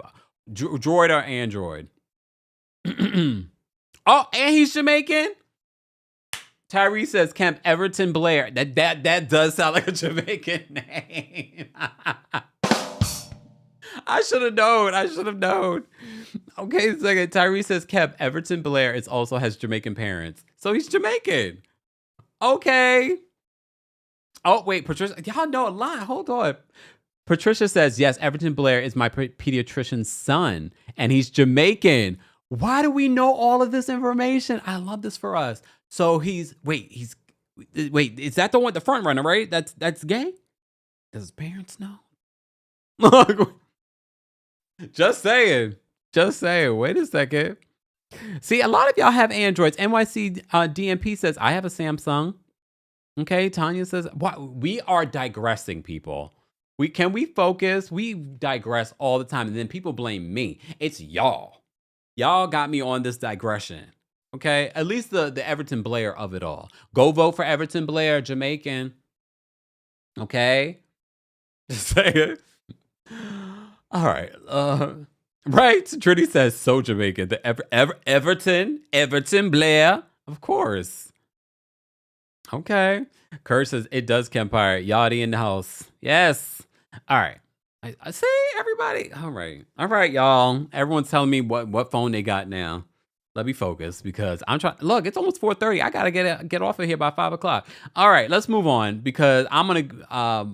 So they talk. Dr. Contessa and Brandy get into it again over the birthday party situation. Brandy points out for an hour, Contessa complained that no one ever threw her a birthday party and blah blah blah, and she said I was supportive of you, and Contessa was just like, well, you were talking about it with Heavenly, and she's like, well, I did. And when they play it back, Brandy wasn't the one that talked about it. It was Heavenly. Okay. Contessa says, that she came soft. And Brandy says, yeah, you came soft under your breath. Next time, come loud so that she can address it. Ooh. Bring Brandy back. Brandy was a good addition this year. Honestly, she should have been full-time because I'm sure she's got her own stuff going on. She should be full-time, not Quad. Oh, married to medicine. She should be full-time. What's Quad going to be? She's not even married. Damn. I like Quad. I know y'all probably think I don't. I think she's been great over the years. She's been funny. She has quirky moments. But at this particular point, we've got to start normalizing like this show is not the show for you anymore. Okay? Jean says that Contessa tried to spin a narrative once she knew that she was losing the argument. And then she tried to put a bow on it at the end of it. She put a bow on it at the end of it. She's like, you know what? We were trying to celebrate you. This should have been a day about you. And then apparently the day they had this was Contessa's birthday. So by the end of their conversation, they were like, okay, we're done with it. Someone did ask Angel, like, Angel, if you're an RN, why didn't you know how much lidocaine to take? And that's like, you know what? I never thought about that. So I don't know when that story happened. I don't know if it's before she was a nurse or after a nurse, but I was like, that's a good question. And it kind of makes you look at Angel with the side eye. But look, no one's perfect, right? Right. All right. Moving on. Quad does ends up asking Toya about why did you ask Bernard how Angel was in bed? So they were sort of like insinuating like Toya's interested in Angel in that way. And then Heaven was like, Toya is the one that said she likes women, blah blah. And I was like, oh, I don't get lesbian vibes from or bisexual vibes from Toya, but okay. All right. That was an interesting moment for me. But anyway, okay. Let's get to Mimi's package. So Dr. Mimi's package. Mimi talks about being a mom with a special needs child, which for me was a really great addition to the show. And she talks about how everyone has reached out to her and they felt seen from her being on the show. And as I said, I feel like she has been a good addition. I struggled with her this season when she spoke to Brandy the way that she did about Dr. Heavenly. I feel like very much like Dr. Jackie, they placate Dr. Heavenly like she's a little child. Okay. Mimi says that in regards to psychoanalyzing the group, she says, that's just something that she does. She said because that's who she is. And she's just like, she likes to, it's her nature to facilitate healthy conversation. And when she talked about, seeing the toxicity in the group and arguing and things like that, I was like, did she know what she signed up for? Because I mean, I get it where she's coming from, but at the same time, I was sort of like, I don't know if she knows what she signed up for. And Quatch is like, we don't, as a friend group, we don't need to be psychoanalyzed, which I get. But is anyone friends with a counselor or a psychologist or a psychiatrist? Do you feel like they can't turn it off or they like to turn it off?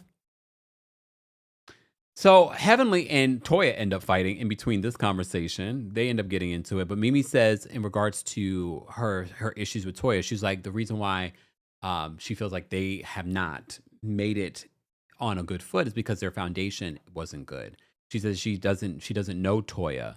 And Toya decides to lean into that. She's like, yeah, you're right. You don't know anything about me.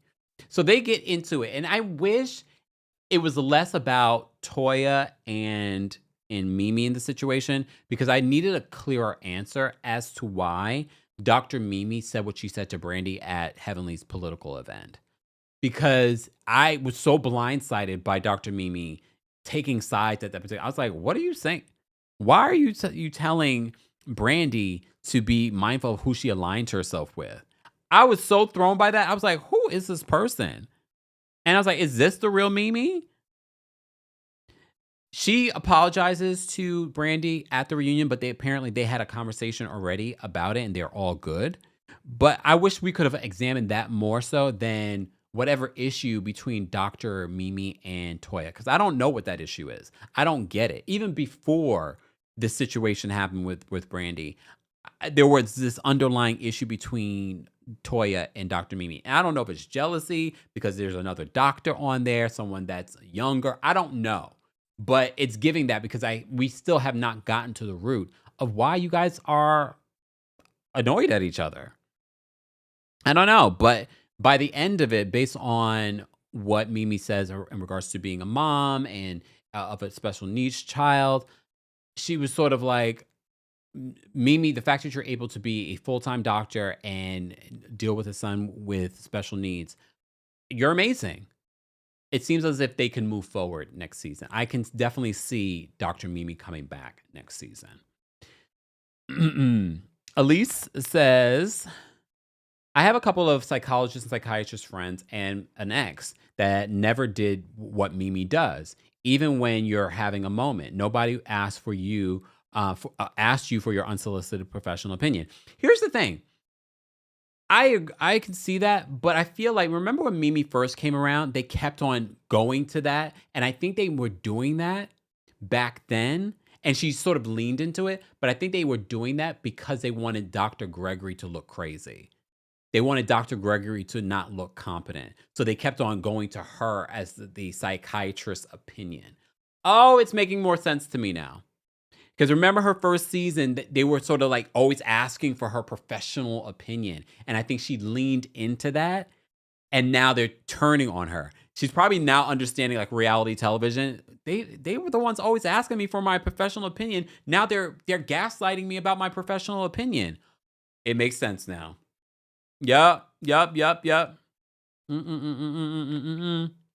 Hey, Angel. Angel says Dr. G is also a psychiatrist. They're human, not above anything else. He never gave psychiatrists to us. He never gave psychiatrists to us, but it's fine. It's fine. Mimi says, Mimi is full of it. You can see Toya's flaws. She definitely sees Heavenly's BS. I just don't understand her constant defending of Heavenly, Dr. Mimi. Just saying. Oh, see, everyone agrees with me about the whole Mimi assessment. Okay, in regards to them leaning into her being a psychiatrist her first season, and then in this season when she leans into it, they're like, girl, stop psychoanalyzing us. But y'all wanted me to, wait a minute. But that's me. All right. Lee Doc says, psychiatrists are usually kind of cray too. Well, they do say that they have a little bit of a thing. So I haven't seen that in Dr. Mimi. We definitely saw it in Dr. Gregory, right? We definitely saw it in Dr. Gregory. I would never go to that man for therapy. Kurt says, as a psychologist, for me, it's difficult to turn it off. It's something you do daily. I just have to remind myself I am not on the clock. I can imagine. I really can imagine. But can you imagine being on a reality television where they were asking for it constantly before, and then all of a sudden the second season when you start offering it, it's like a whole thing. Ooh, Tyrese says, my psychiatrist friends are annoying. Sorry to say. See? So it's a thing. It's a thing. Billy says, love this soundbite. I'm only giving you guys a taste. Maloney Love says, who's Elaine? They're talking about Dr. Heavenly. Lenora says, thank you for that. I can't with y'all. Oh, I can't. All right, let me move on. Let me drop the call-in link quickly because I'm live chat. Damn, it's almost 2,700 of you guys in the building for our Married to Medicine recap. Well, make sure you're subscribed, okay?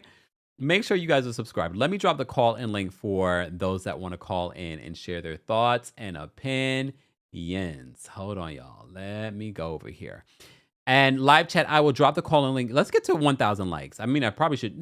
Let's get to 1,200 likes. Let me just do that. Let's get to 1,200 likes, and I'll drop the call-in link for you guys. Okay? All right. Live chat. Not live chat. Members. I am going to drop the call link for you guys now on the post tab here on YouTube. It's not a part of your membership, but it's a nice little extra. So I just dropped it. Oh, damn. NYC DMP says psychiatrists are typically nuts, in my opinion. Well, damn.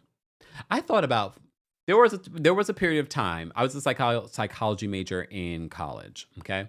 There was a time, though, I thought of becoming a psychologist. But then I considered psychiatrist. But then I realized I would have to go to med school. And I was like, oh, do I really want to do that? But then I was like, nah. I'd much rather talk about the housewives and talk about pop culture and stuff like that. Maureen, thank you so much for gifting memberships. We appreciate you. Oh, wait. Hold on. Not Maureen. Millie, thank you so much for gifting memberships. And shout out to those of you that were gifted a membership. Be sure to thank Millie for your membership. Exactly. Shadrika says, don't forget to like the video, guys. But if you remember, I just dropped the call link for you guys, okay? All right, let me get back to my notes because there's a lot to cover here, y'all, in regards to it. All right, so the husbands start arriving. This is where it gets juicy, okay? The husbands arrive and they all gather in a room, and Steve says that it was never said that he needed to buy a ticket. Remember, at the gala, he ends up buying a ticket, but we talked about this during the season finale. It was cringy and it was corny. It was so corny the way that Eugene was acting about a ticket. So corny. And I wish at the reunion that they let us know if more money was raised, if the art was raised any money. Because again, doesn't understand. I don't understand.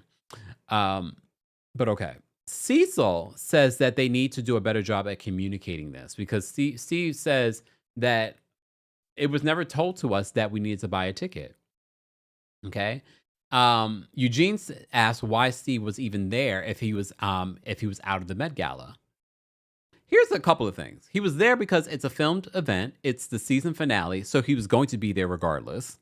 Okay. I don't understand why Steve in that moment says, well, it's a group event. It's the final event. That's why. But also he's just like, well, wanted to support. We have to remember, even Brandy, who is Toya's friend, said that Toya had not included the newbies, and Mimi's not even a newbie, had not included the ladies in regards to the planning of the event. Okay. So that's why Steve says, I'm not going to be a part of this if you're not going to include my wife. But he said, I'm still going to show up and support. He didn't say it then, but that's what he said in this moment. Okay. And honestly, they probably could have raised a lot more money. Okay. Yeah. I know that's right. Dina says production. He should have said production gave me a call time. That's why I was there. Angela says, I agree with Eugene. He said that he was out.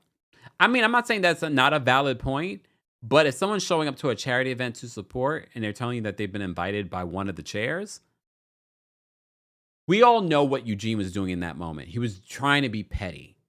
He literally said it before the event. He's like, and anyone shows up without a ticket, he said that.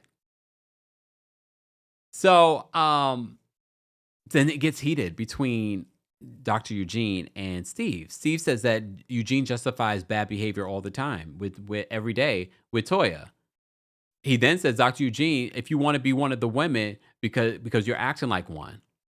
Look, y'all say that all the time about Dr. Eugene, so don't get mad at Steve for clocking it. And here's the thing. We were defending Dr. Eugene a couple of seasons ago. I'm over it because it's like he had a head transplant at the end of the season. I'm not saying he needs to go up against his wife, not at all. But it was like he did a whole 180 after that party. And it was just like, now you're being messy. You don't see any of the other husbands getting involved or being petty when it comes to this whole situation. You're the only one.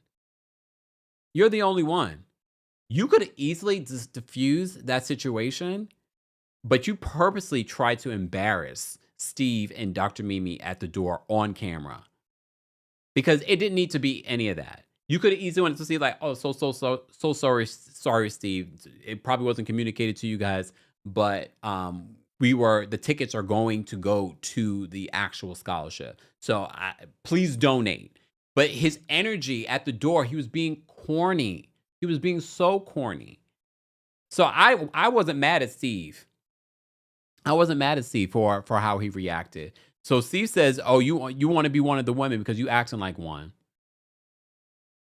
Okay. I was like, what's going on, guys? It's getting a little heated backstage. Right? Exactly. Miss Parker says Dr. Eugene and Toya worked overtime to try and make us forget about how his wife berated him on camera, but we didn't forget. At least not us over here. Burgundy Ray says, I'm sorry, I can't believe that they didn't know about buying a ticket. That's why they tried to use Dr. Jackie's name to get in. I don't believe that because remember, the venue actually changed 48 hours before. So how are you paying for tickets to an event that doesn't have a location? How does that work? Okay. They probably also didn't think that they needed a ticket to a cast film event. We have to remember this is reality television. They are full-time cast members of this show. Okay. Burgundy Ray says, I'm riding with Eugene. Well, I wish you luck with that. Because Eugene looked like a real punk at this reunion. I was like, are we still leaning into this? Are we still leaning into this? Because we know that this is a reality show. This is not actually a charitable event. Because if this was a charitable event, y'all would have raised more money. Because if this was a charity event, then y'all need to rework this whole situation. Y'all failed. Okay? Okay?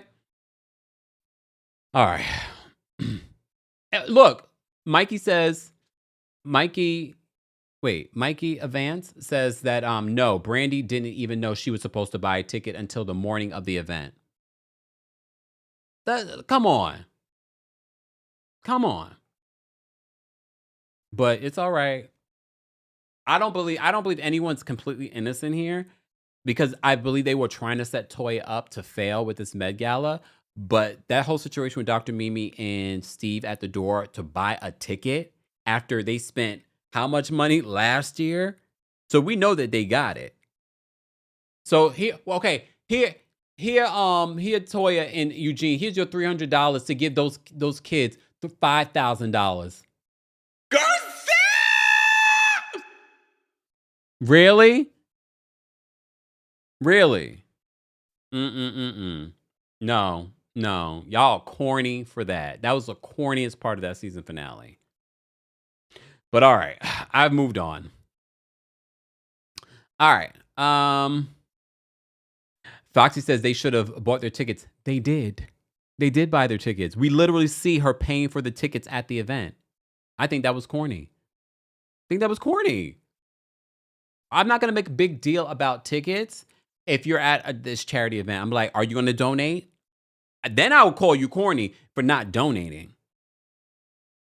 Shersha says they would have donated more than $300. But apparently the ticket sales was what was going to the scholarship. Danielle says, Team LV Steve. OMG. Is that jacket from LV or did he get that made? Little Miss Sunshine. I pressed that by accident. Little Miss Sunshine says, I will always love that soundbite of Kemp yelling, Garcelle! Dina says, people are committed to hating Mimi. I don't hate Mimi. I definitely don't hate Mimi.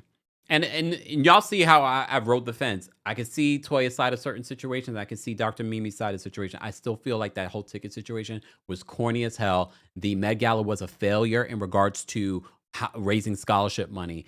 Your $10,000 raised versus how much they raised last season. Stop.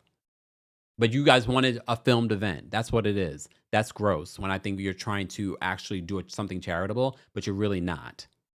But that's me. All right. Let me move on because there's so much more to talk about, and I'm going to take quick callers. So they do Heavenly's package, and then they play a game on, yay or nay when it comes to certain things when it comes to Heavenly. The only thing that stood out to me was when they said, does Heavenly tell the truth of her life? And they all said nay.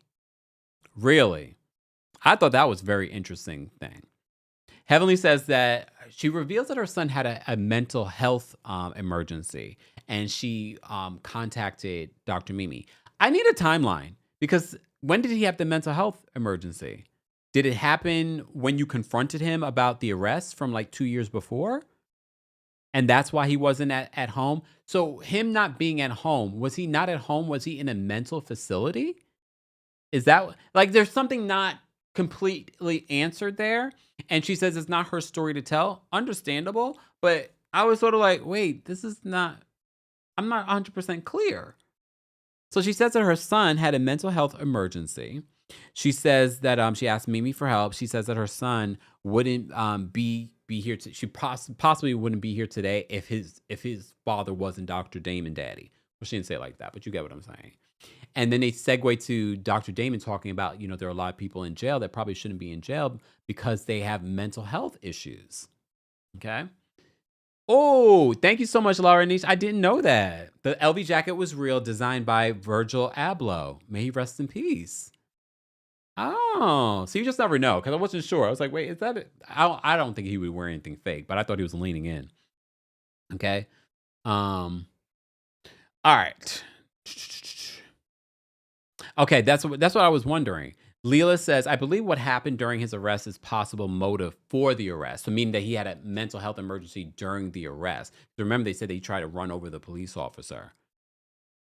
I don't know. It just whatever the way that it was explained just was not clear. It was not clear. Dina says an Emmy for an actress in a dramatic goes to No Windows in a Bedroom, Heavenly Cons. I cannot. I cannot. Miss Brooklyn Diamond says they were making excuses. Something does not line up. If you knew your son was has a mental health issue, then why weren't you getting him help all this time? Or were you and this another thing hidden? See, so you understand where I'm confused. So if he had a mental health emergency back when he was arrested a few years ago, Dr. Damon Daddy didn't tell you about that? You had no idea? I there's it doesn't hence why she probably did not want to be full time, because then they would have to explain more as to what happened. I don't know. But again, she said that's his personal story. It really is. 'Cause he's an adult. But what the way she's explained it does not make sense to me. It doesn't. But she says she had to no, but see why it's not lining up, because she says she had to reach out to Dr. Mimi. Dr. Mimi wasn't on the show when that happened. That incident happened like 3 years ago almost at this point. So that doesn't make sense. When did this situation happen? I don't know. And look, we're trying to make sense of something that's not going to make sense because we don't have all the details. Cherry Blossom says something's not adding up. The same with Dr. Heavenly. They all said, which is like a perfect segue to the segment, is Dr. Heavenly truthful about her life? And they're like, nay. Point blank, period. But okay. All right. I'm not going to even examine it. You guys can speculate all you want in the comments or in the live. We can't speculate on something where we don't have all the details. I have to go by what she said in this moment. So I'm moving on, because I'm not going to continue to speculate on something where it's like, it's not. So I'm moving on. I'm moving on the same way they decided to move on from her being full time. Okay. Exactly. Millie says we have 10% of the story, you know? But okay, let's move on. So Dr. Simone, because Heavenly makes a little snarky remark in regards to she doesn't blast, she doesn't put her family on blast. So Dr. Simone seemed to be a little triggered by that. She was like, I just want to say something to you. Like, I don't wake up and decide to put my family on blast. I share my life. I was like, oh. I was like, okay. Heavenly says that her problem is that her husband's too good to her. So Dr. Simone's just like, too good. She's like, me and my husband married because we wanted to marry each other, not because I got pregnant. Oh. I was like, okay. And Heavenly was just all like, oh, okay. She did deny it. All right. And then Andy asked the group, who would vote for Heavenly. I don't think it matters. None of them live in her district, so it don't even matter. Let's move on. So Simone's package. So they do Simone's package. Simone decides to confront Dr. Jackie for standing behind Heavenly even after seeing the footage. You saw the footage multiple times. You watched the Watch What Happens Live particular moment. Even Andy was like, but you've seen the footage by now. And still Dr. Jackie could not find it in her heart to defend her friend of 30 plus years. So there's a lot of back and forth during this scene. I'm not going to go through any of that because you've watched it. Jackie asked Simone, what could she have said? She said, I'm going to be humping the fence when it comes to this situation. But she asked Dr. Simone, what could she have said? Even Andy tries to help Dr. Jackie in this moment. Dr. Jackie has a problem being wrong. She can never be wrong. She says that she doesn't think that Simone would be a physical threat. Heavenly admits, she's like, I'm more of a physical threat. Okay. Jackie says that she was trying to be a good friend to both parties. Girl, you're not being a good friend. You're being a good friend to Dr. Heavenly. You're not being a good friend to Dr. Simone. Because how would your friendship with Heavenly been affected if you said, well, based off the footage, Dr. Simone did not do anything to Dr. Heavenly. Based off the footage. And if Dr. Heavenly was mad at you, okay. You should be upset with Dr. Heavenly making the accusations that she's made about your friend as a doctor. Dr. Simone in this moment says to you, this could affect my job. This could affect my malpractice. This could affect my job here. All the things, and she's still, during this reunion, Dr. Heavenly is still saying, you hold my arm. They showed it again. She takes your arm off of her. She did not do what you're claiming that she did. And using the trigger words that you're using, you are a Karen. And again, point blank period, I don't care what anyone says, I'm not voting for someone that in today is saying these types of things. You're sitting here talking about black boys getting arrested and being harmed by the police, but they're also being harmed by the police because of people making false accusations. Look, this is my frustration, and I wish someone on that cast would say it. I was like, Toya, you should have said this at the reunion. I know you watch. Toya, you should have said this at the reunion. Maybe you did. Maybe they edited it out. You should have said at the reunion, and this is why I wouldn't vote for her. This is why I wouldn't vote for her.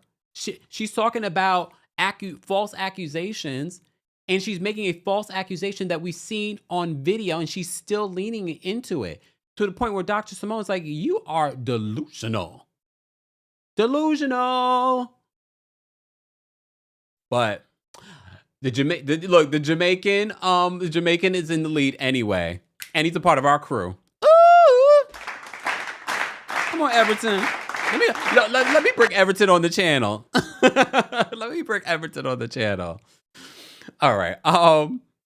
Anything else? Look, we don't get any resolve by the end of part 2 between Dr. Jackie and Dr. Simone, to the point where Dr. Jackie gets up and sits next to Dr. Simone. Dr. Simone's makeup is falling off. She's really emotional. She's like, I can't do this with you. Dr. Simone is done. She's like, I can't. Because even at this particular moment in part 1, Dr. Jackie can't say that she was wrong. She's still making excuses. I don't blame Dr. Simone for feeling the way that she does. I'm never usually team anyone, but I'm team Dr. Simone on this one. And the last time I was team Dr. Simone, I had egg on my face because you saw what happened with her and Cecil. But it's fine. It's fine. All right, let me take these callers. We're going to take some quick calls. Callers, you have 30 seconds. 30 seconds because I got to get off of here by 5 o'clock. All right? I got things to do and people to see. Not really. I got to cook dinner. I got things to do at home. I've been out all day taking care of stuff. Right? Right. All right. Keep in mind, the opinions of the callers do not represent the opinions of myself, the Kempire LLC, or our sponsors, and everything that they say is alleged. All right? Please respect the timer, everyone. All right. Live chat, I will drop the calling for you guys once we get to 1,200 likes, like I said. We have 2,700 plus of you watching. I think that's fair enough. That's less than half. Okay? Queen Rez, thank you so much for the super chat. Says, when Quad said that she was doing it 15 times a day, I knew that relationship wasn't going to work out. Now look at her plus sweet tea. Laughed last. Oh, well, damn. Thank you for the super chat. AmBZ, thank you for the super chat. Did you hear Brandy say that I wouldn't complain about my 4 kids after Mimi was discussing her experience, her kiddo? I felt a little shade from it. No, I didn't feel shade from that. I think she was sort of like, I'm not going to complain about, my four kids when I know what she's doing. I didn't take it as that, but you never know. I don't feel like, based on what we've seen of Brandy, I don't think she was trying to be snarky or shady. Because even Dr. Contessa is like, but you can complain. Mr. Melon Magic, thank you for the super chat. To be honest, Eugene Bush was being messy with Toya. Mimi did give a dog a bone with Toya this year, but I still think Jeannie and Toya were being messy. Jeannie. I can't. You being messy. That's who's being messy. That whole super chat was messy. Bunny, thank you so much for super chat and for being a member. I love the photo. Okay, Purplelicious. Bunny says, question for Kempire. Am I the only one thinking that Toya Mimi ticket issue is really a Dr. Jackie miscommunication? Mimi said that Jackie invited them, so why isn't Jackie part of the conversation? Because Dr. Jackie can never be wrong. You're right. You bring up a valid point. Maybe in part 2 they'll talk more about it. I don't know, but we shall see. All right, we got a long line. All right, let me bring up Jasmine first. Jasmine, what did you want to share? Happy Monday, Kemp. You too. Okay, I just wanted to share as a football girly. Mm. I think personally Steve is doing very well with that Nike camp. Those camps make a lot of money, Mm. especially him being in Georgia. Georgia is a huge football state for youth sports. They get a lot of kids that come in from other states and transfer to Georgia. A lot Oh. of kids go through these camps to get recognized by colleges so they can Oh. start getting offer letters as young as freshmen in high school. So I think honestly, yes, Steve may not have been this big football player in his professional career, Yeah. but I think he might be making more money now than he did then. That's all I want to say. Oh. Okay. Thanks, Jasmine. Have a good one. You too. See, I learned so much from you from you ladies about the football. I love it. All right, let me bring up Keith. Keith, what did you want to share about Married to Medicine? Hey, Kempire. Hey. So first, I do want to say that the whole Met Gala situation, I feel like it was completely disorganized. It looked Mm. like a last-minute event, and I think they need to do an investigation into Toya and Dr. Eugene's bank account because they must have been stifling some funds. That's probably why they were going so hard on that $300. They had to recoup what they stole, probably, in my opinion, You're being because facetious. Stop. I'm being allegedly, of course. This is my opinion. It does not reflect Kempire or the views of any endorsers. Okay, but yeah, that's really all. That's really all I gotta say. Oh, and one last thing, I did think everyone looked amazing, but Dr. Heavenly, no shade, but she looked a little stuffed. Like I feel like they should have loosened her dress a little bit more. She didn't look comfortable. Yeah. But that's about it. Thanks so much, Keith. Bye. Cynthia's backstage. Cynthia, what did you want to share? Hey, Kempire, how you Oh, doing? well, how are you? Good, good, good, good. Can we normalize friendships ending? I think that Simone and Mm. Jackie, I think their I think their friendship is over, or she's probably gonna make Jackie choose between her and Heavenly, which Mm. I don't think is fair. And in terms of marriages, a cringy moment for me, real quick, Kemp, is I was with my friend and her husband, and my friend was talking about doing stuff with herself, playing with herself, Mm. and they got into an argument. So that's really, really cringy. I mean, I just left when that happened. Oh, yeah. I would too. That was weird. Have a good one, You Kemp. too, Cynthia. Miss Brooklyn Diamond's backstage. Miss Brooklyn, what did you want to share? Miss Brooklyn, you're muted. Sorry, I was muted. Hi, everybody. Hey. I want to try and make it really, really quick. Toy and Eugene been married for how many years? If they like it, I love it. That's Mm. their relationship, and I'm not going to get in between married people. What I will say is that you're constantly hearing Black women complain that Black men don't stand up for them, and yet you have this husband who is standing up for his wife 10 toes down, and people are complaining about it and calling him all kinds of names. Either you want a man that stands by his wife, or you don't want a man that stands by his wife, but you can't have it both ways. Jackie and Simone, that relationship is over. Simone Ben said that relationship was over at the end of this reunion. Jackie is on Heavenly side, and that's all there is to it. Lastly, and I know I'm over the limit, but I do want Mimi back, if for nothing else, to continue talking about her Mm. son with autism. I know how it is. My granddaughter is autistic. Well, both of them are slightly autistic, but you don't hear about it enough in the Black community. You Mm. hear it pushed underneath the rug. You don't hear about people going to get their children the services that they need. And if this is something that pushes people to pay more Mm. attention to their children during their developmental years and get them the services, many of which are free, Mm. and takes the stigmatism off of these children and allow them to get the help so that they can become more productive members of society and prosper and growth in their own ways, then please keep her on for as long as it takes Mm. for that message to get through. Mm. Thanks. Thanks, Miss Brooklyn. No, I 100% agree with that. All right, Sharice is backstage. We're gonna bring Sharice up next. Sharice, what's going on? Hi, Kempire. How are you? How are you? So good. Really quickly, Simone looked. What did they say? Written away, put away, hard, whatever. She looked a mess. Makeup was already a mess before she started crying. Ooh. I think I really feel bad for the Simone and Jackie situation because they really were friends. But then if we think about it and we look back on the stuff that we've seen, Jackie's probably still mad about Hilton Head and the fact that when one of Simone's boys graduated, she wasn't invited to the graduation function. So Jackie probably still holding on to a lot. Simone's probably holding on to a lot. So it's best that that friendship ends. Dr. Heavenly, that look was too young for her. She didn't even know how to sit in that dress. She had her legs open. She tried to cross her ankles, but you could still see what was going on. That's it. Have a good day. You too. y'all got jokes today up in here. Thank you to Miss Beeson Bryant for gifting memberships today. We appreciate your support. Thank you. NYC DMP, thank you so much for the super chat. Love lives. I have missed y'all so much. Thank you, NYC DMP. We appreciate you. All right, let me bring up DJ. DJ, what's going on? Hey, what's up, Kempire? How you doing? I'm well. How are you? I'm good. Bye, Jackie. It's finally time. You sitting on the couch doing all that extra stuff with Simone.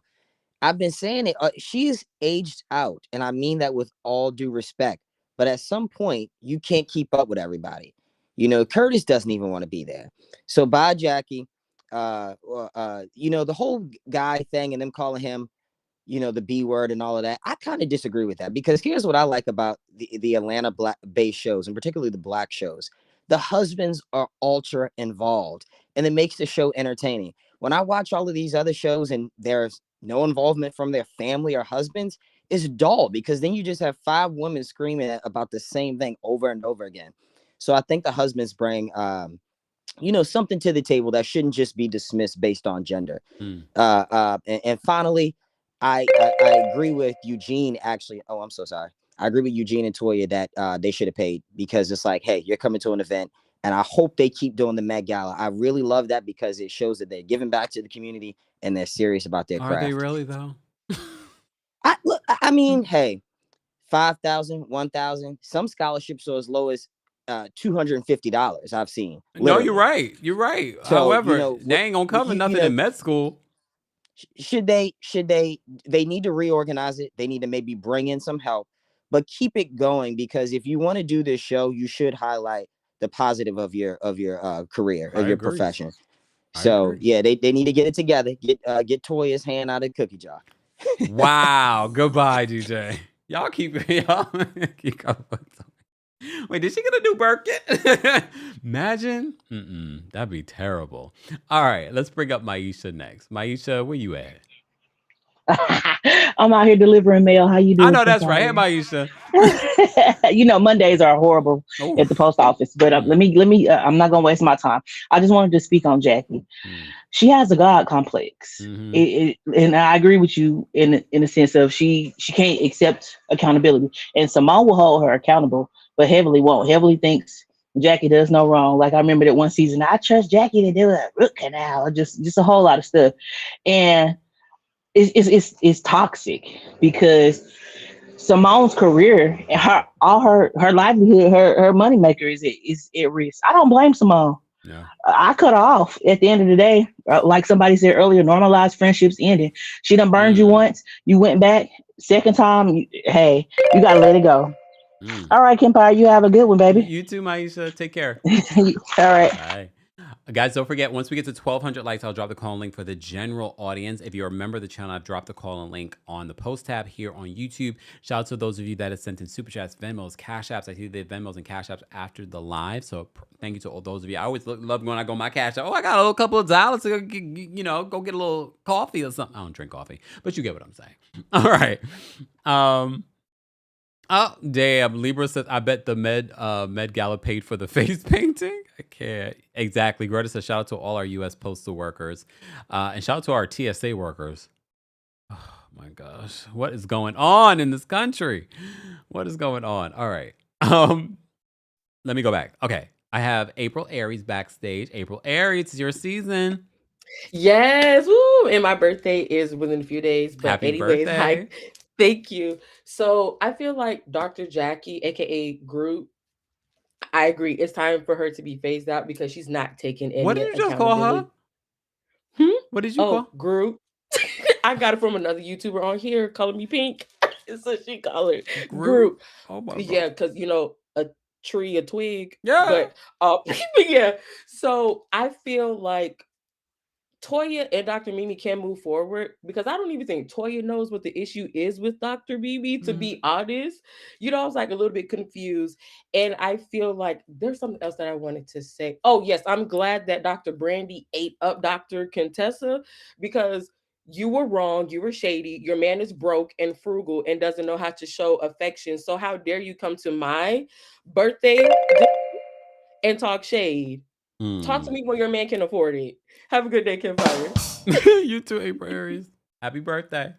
I will give Dr. Jackie one thing because when Toya tried to shade her for being older in regards to her memory, she was like, "What did she say? What was her exact words? Did I write it down? I forgot what she said exactly." I was just like, "Okay, Dr. Jackie, I see you." She was like, "Some of us age looks good on us," and I was like, the way that Dr. Jackie looks at this reunion, I was like, "Girl, come on, you right." But that would have been a perfect dig at somebody else because I'm not gonna say that Toya looks great too. She's about to be 50 years old. She looks amazing. They all do. So, all right. Let me move on. Guys, we're almost at 1,200 likes. I'm gonna bring up Ashley next. Ashley, what did you want to share? Ashley? Hey, Kempire. Hey. So yes, I'm an Aries lady as well. So happy birthday to my other Aries, 4-2 in Yes. the building. Okay. It's our season. But as an Aries woman, Toya does not like Eugene. I'm gonna go ahead and say it again. That is how we treat people that we do not like. I didn't like my ex-husband, and that's how I treated him.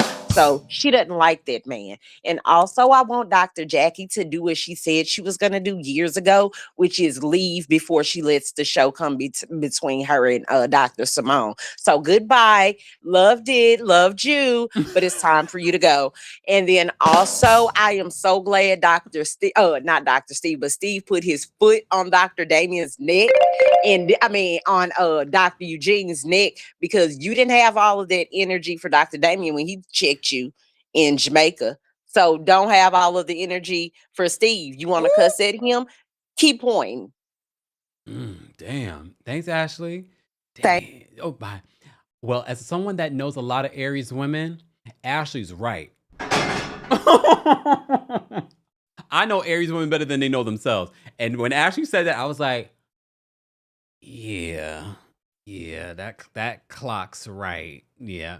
Mrs. Beeson, thank you so much for all these super chats. She says, yelling out, "We love you, Kempire," in my Whitney Houston voice, saying, "I love you, Bobby. I love your content. Keep it up." Thank you so much, Miss Beeson. You've been very generous today during the live. We appreciate your support. Live chat, I'm going to drop the call and link for you guys in just a second because we have almost 1,200 likes, but we have nearly over 2,500 of you watching on multiple platforms. Shout out to those of you watching on X, Twitch. Apparently, I look even better on Twitch and sound better on Twitch too. So follow us on Twitch at twitch.tv/TheKempire.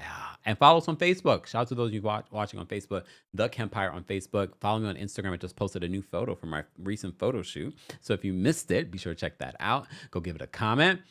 Danny says, these callers are hilarious. Aren't they? They're real extra today. All right. Shadrika's backstage. We're going to bring Oh, wait. There goes Shadrika. Oh, Shadrika, you dropped out. There you go. Yeah, it's my first time, and I'm sorry if I sound sicky. That's why I'm active in the chat today because I'm homesick. Aww. But I just had to comment on the gala because I just went to my job's gala. I work for a Black charter school. We have a gala where we raise money every year. Oh. And this gala just irritated me because this is a little Black charter school. It's not franchised, so if we're able to make things happen, then they can. My school sells tables starting at $5,000, so I'm not understanding why they're doing tickets for $150 for a gala of that caliber. Even my church does an end of year gala, and tickets starts at $300 for just to enter regular admission. So it just the gala part really just I had to come and talk about it because I'm like I just went to a gala and this ain't it. So that's the only thing I had to say. I hope you have a happy Monday, and it was fun hanging with y'all in the chat today. And I hope Bye, you feel guys. better, Shadrika. Thank you for calling in. Shadrika's right. Come on, we've been saying it about the gala. Like they do it for the show, and I think it's shameful because then you're trying to say that it's charitable, and you have these young ladies come up there and they receive the $5,000. Y'all need to do better. Sorry, I just got to say it. All right, I just dropped the call-in link for the general audience. So now that I'm not getting out of here, it's already 5:06. It's okay.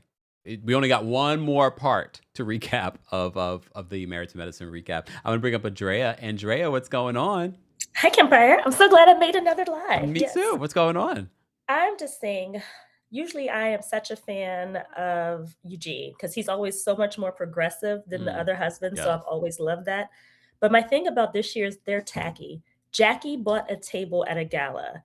That means anybody she invites doesn't need to buy a ticket. The hope is that they will then make a contribution to whatever the cause is. That's the purpose of a fundraiser. So to make them pay for a ticket on top of being a guest of someone who's already purchased a table is silly and redundant and also low class. Obviously, I don't know about this particular gala. However, that is customary. That is how it works. Why would you spite yourself? So you're going to get $150 per person versus $5,000. So that's all I had to say. That gala just really ticked me off this year, and I usually like Eugene. So. Yeah. Andrea, thank you so much for calling in.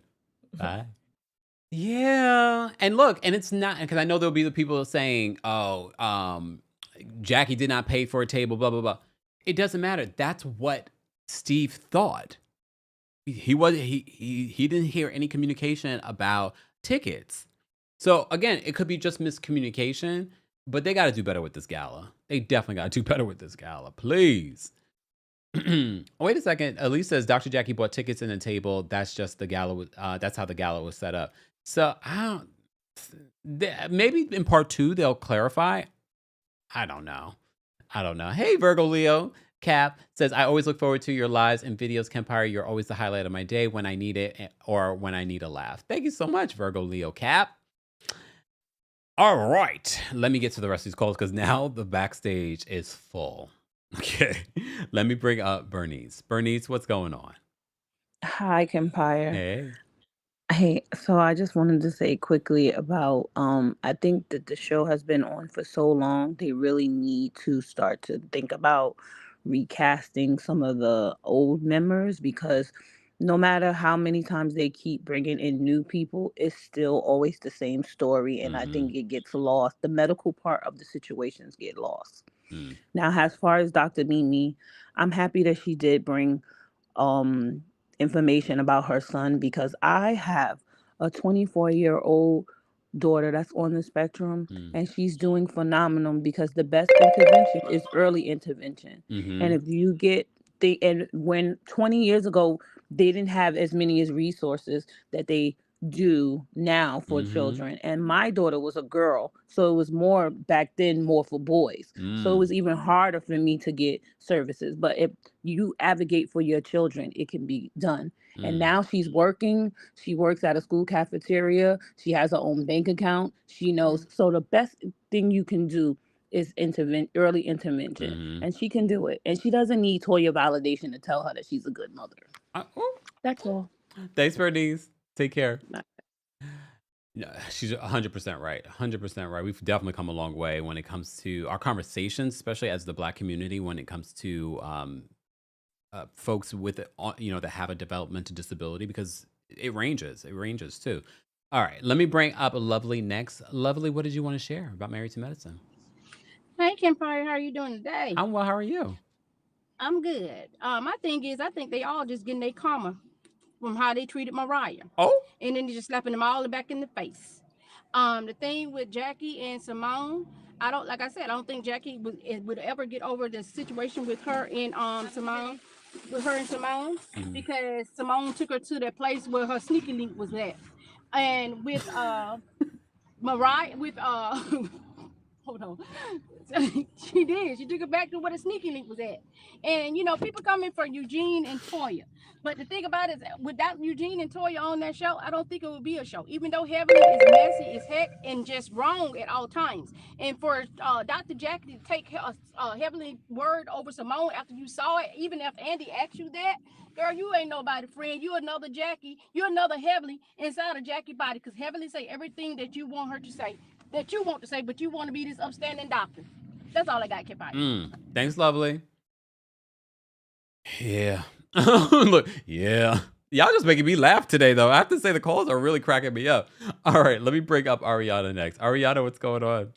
Hey, Kempire, how are you? How are you?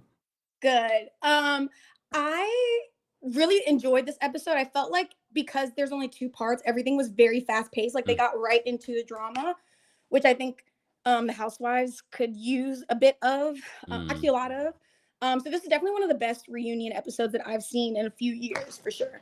I think that Jackie and Simone's relationship has run its course. It's very clear. I think if you can explicitly tell someone that they've hurt your feelings and they are not doing right by you, and they can't even acknowledge that or really look within themselves to see why they're doing that, they're not your friend. And then really quickly, I also think Jackie's a bad friend to Heavenly because she's not helping Heavenly be a better person either. So I feel like she's not being a good friend to anybody, for real. So that's all. Do we think that Dr. Jackie actually is a good friend? I don't. I really don't. And someone said like God complex earlier, and I'm not gonna say it's really that, but I definitely think she sees herself as in a higher place than most people, and that's probably why she talks to like Buffy crazy that one time. Remember what I said during the season finale when she met up with Dr. Simone at her lunch, and she was basically like, no one can relate to when we come back. You're not the only person that works in this group. Yeah. And when someone was saying about Simone's livelihood, that should be Jackie's first priority, and it wasn't. And she should understand that better than understand that better than anyone. Exactly. Oh. So yeah, she's just a bad friend, I think, in general. Thanks, Ariana. Take care. See you later. Bye. Bye. All right. Let me bring up Annie next. Annie, what's going on? Hey, Kempire. How are you? So we got to remember that they only tape for 12 weeks, and they threw Toya in to do the Met Gala. She didn't have much time. They had 2 trips, almost back to back. And how much time does she really have to plan this Met Gala? They threw it together last minute, and she was scrambling to get places, and she had to scramble to find people to give that donation to. I don't think she had enough time to find a lot of people to donate the money. I think they're rolling over the money for next year. Oh, okay. I hope Steve only played in the NFL, 6 years with 3 teams. Oh, but he doing well for himself. So he only played for 6 years. Only played 6 years and didn't get past the pre-game season. He got cut every time. So yeah. Damn. I love it. Thank you. Well, I don't love that, but I love that you guys know more than me when it comes to stuff, and you get me all caught up. Now I feel like, sports needs stuff. All right. Thanks, Annie. Thanks. Wow. Damn. All right. Excommunicados, we're going to bring up next. Excommunicado, what's going on? Yeah. Hi, Kempire. Hey. Okay, so quickly, I think the 2 parts reunion is leaving a lot of things swept under the rug because I really wanted Dr. Mimi to explain the ideology behind Brandy supporting Toya, but we didn't get to actually address that properly. And because that is the main thing that I think a lot of people can understand about her support for Heavenly as opposed to Toya. But on the flip side of it, I can kind of see why, because it's possible that Heavenly was the one who was actually kind to her and Toya was not. Because if you see it from the beginning of the season, Toya had picked on her for even just sitting with a napkin at her house before even now throwing the whole tantrum against her. And Toya never apologized for that and kept just accumulating things all through the season. So it's like, you never actually gave me a good experience with you. So I'm going to kind of lean towards the person who actually welcomed me a bit more. Okay. that's just a little bit of an understanding. But I feel like the reunion is getting really, really chopped, and a lot of things are not getting addressed properly. Well, it's gonna be a two-parter, so imagine next week's episode. Yeah. Thanks, Excommunicado. I will say I could see how people will feel that way. I do feel like we covered a lot in just part one, but I could also see how people would view that like, oh, it feels like we're not addressing things. So can you imagine with the traders? I was just thinking about this the other day. With traders, I've been telling you guys, I feel like traders needs a two-part so that they can really talk about certain things. But with a one-part reunion, it feels like nothing gets addressed. But okay. Author Cindy's backstage. Author Cindy, what did you want to share? Hi, Kempire. Can you hear me? Yes. Can you hear me? Okay, so I'm going to try to get this out quick. This is my first time getting on your live. I'm so excited. Hey. But 2 points. So Dr. Simone, she keeps trying to play victim, but she was the one who started at, like, her and Toya came at Heavenly crazy. And then she was mad that Heavenly told Quad what she did. But it's just like, Simone, you can't have it both ways, because anytime someone says something about Toya, she's running it back. So it's like, now you want to be mad that Heavenly's running it back. And then she was like, I'm sorry, from what I saw, she was the most unhinged. I know everybody was yelling, but she was the most unhinged. And then Toya sitting in the front, like in the first chair, like she was doing the absolute most. And it's like, they all want to come after Heavenly. Heavenly was a friend of the show, but she was on their like main character energy because everybody has something to say about Heavenly. So it's just like, they need to make up their minds. Okay. Thanks, Cindy. My question is, was Dr. Simone the most unhinged, or is she just the loudest? Just something to think about. Is she just the loudest? Okay. She's loud. Okay. All right. Mara is backstage. Mara, what's going on? Hi, Kempire. How are you? Oh, well, how are you? I'm fine, thank you. I think Dr. Jackie has the PhD of straddling the fence. And there's this, and I think I might be wrong, but there's a possibility she sees herself as this grandiosity kind of a human being whereby everyone has to be, below her or beneath her. This time around, I kind of understand where Simone is coming from, because I think her professional was placed on the line. And the one person she kind of counted on to be there for her wasn't. Because if anything, when you're being accused of being aggressive, it's borders towards your livelihood being affected. Yeah. So I think that's why it hurts so much, and she's unable to let it go. As for Toya and hosting and fundraising, she's not the sharpest tool in the field. Next time, I just hope they give it to somebody else. I hope they do it together. Just do Yeah. it together. Work together, and then we can actually raise money and actually affect something.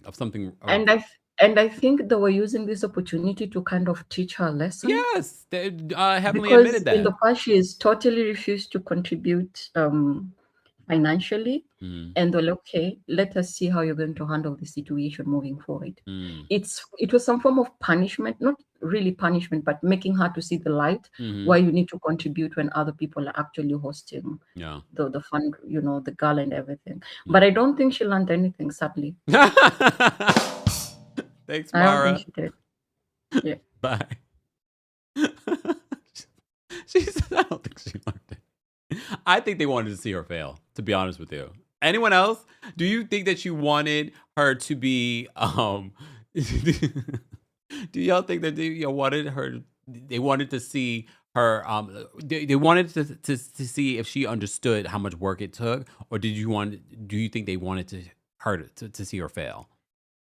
Let me know. All right, let me bring up Mathalia. Are you there? I can't hear you. Hi, Oh, there can we you go. hear me? Now I can. Oh, I can hear you. Uh-oh. But it's okay. I'm just gonna say what I say and be real quick. So, hi, Kempire, I'm Maitela. I'm also known as Mayonce de la Ghetto on TikTok, if you remember me. What did I want to say? Oh yeah, the only way for Simone and Dr. Jackie's friendship to survive this is they're both off the show. Like, take out the cameras, they have to work on it behind the scenes and especially remove heavily. Second of all, I'm gonna send with Eugene, because if you're telling me hands down, that you're not going to come to support me and I'm not even expecting you to show up, then don't give me attitude when I'm asking you to buy tickets, especially when you know the funds are going to go to a good cause. And 3, as a French Canadian, if I see Steve wearing Louis Vuitton one more time, I swear to God, I cannot. I can't.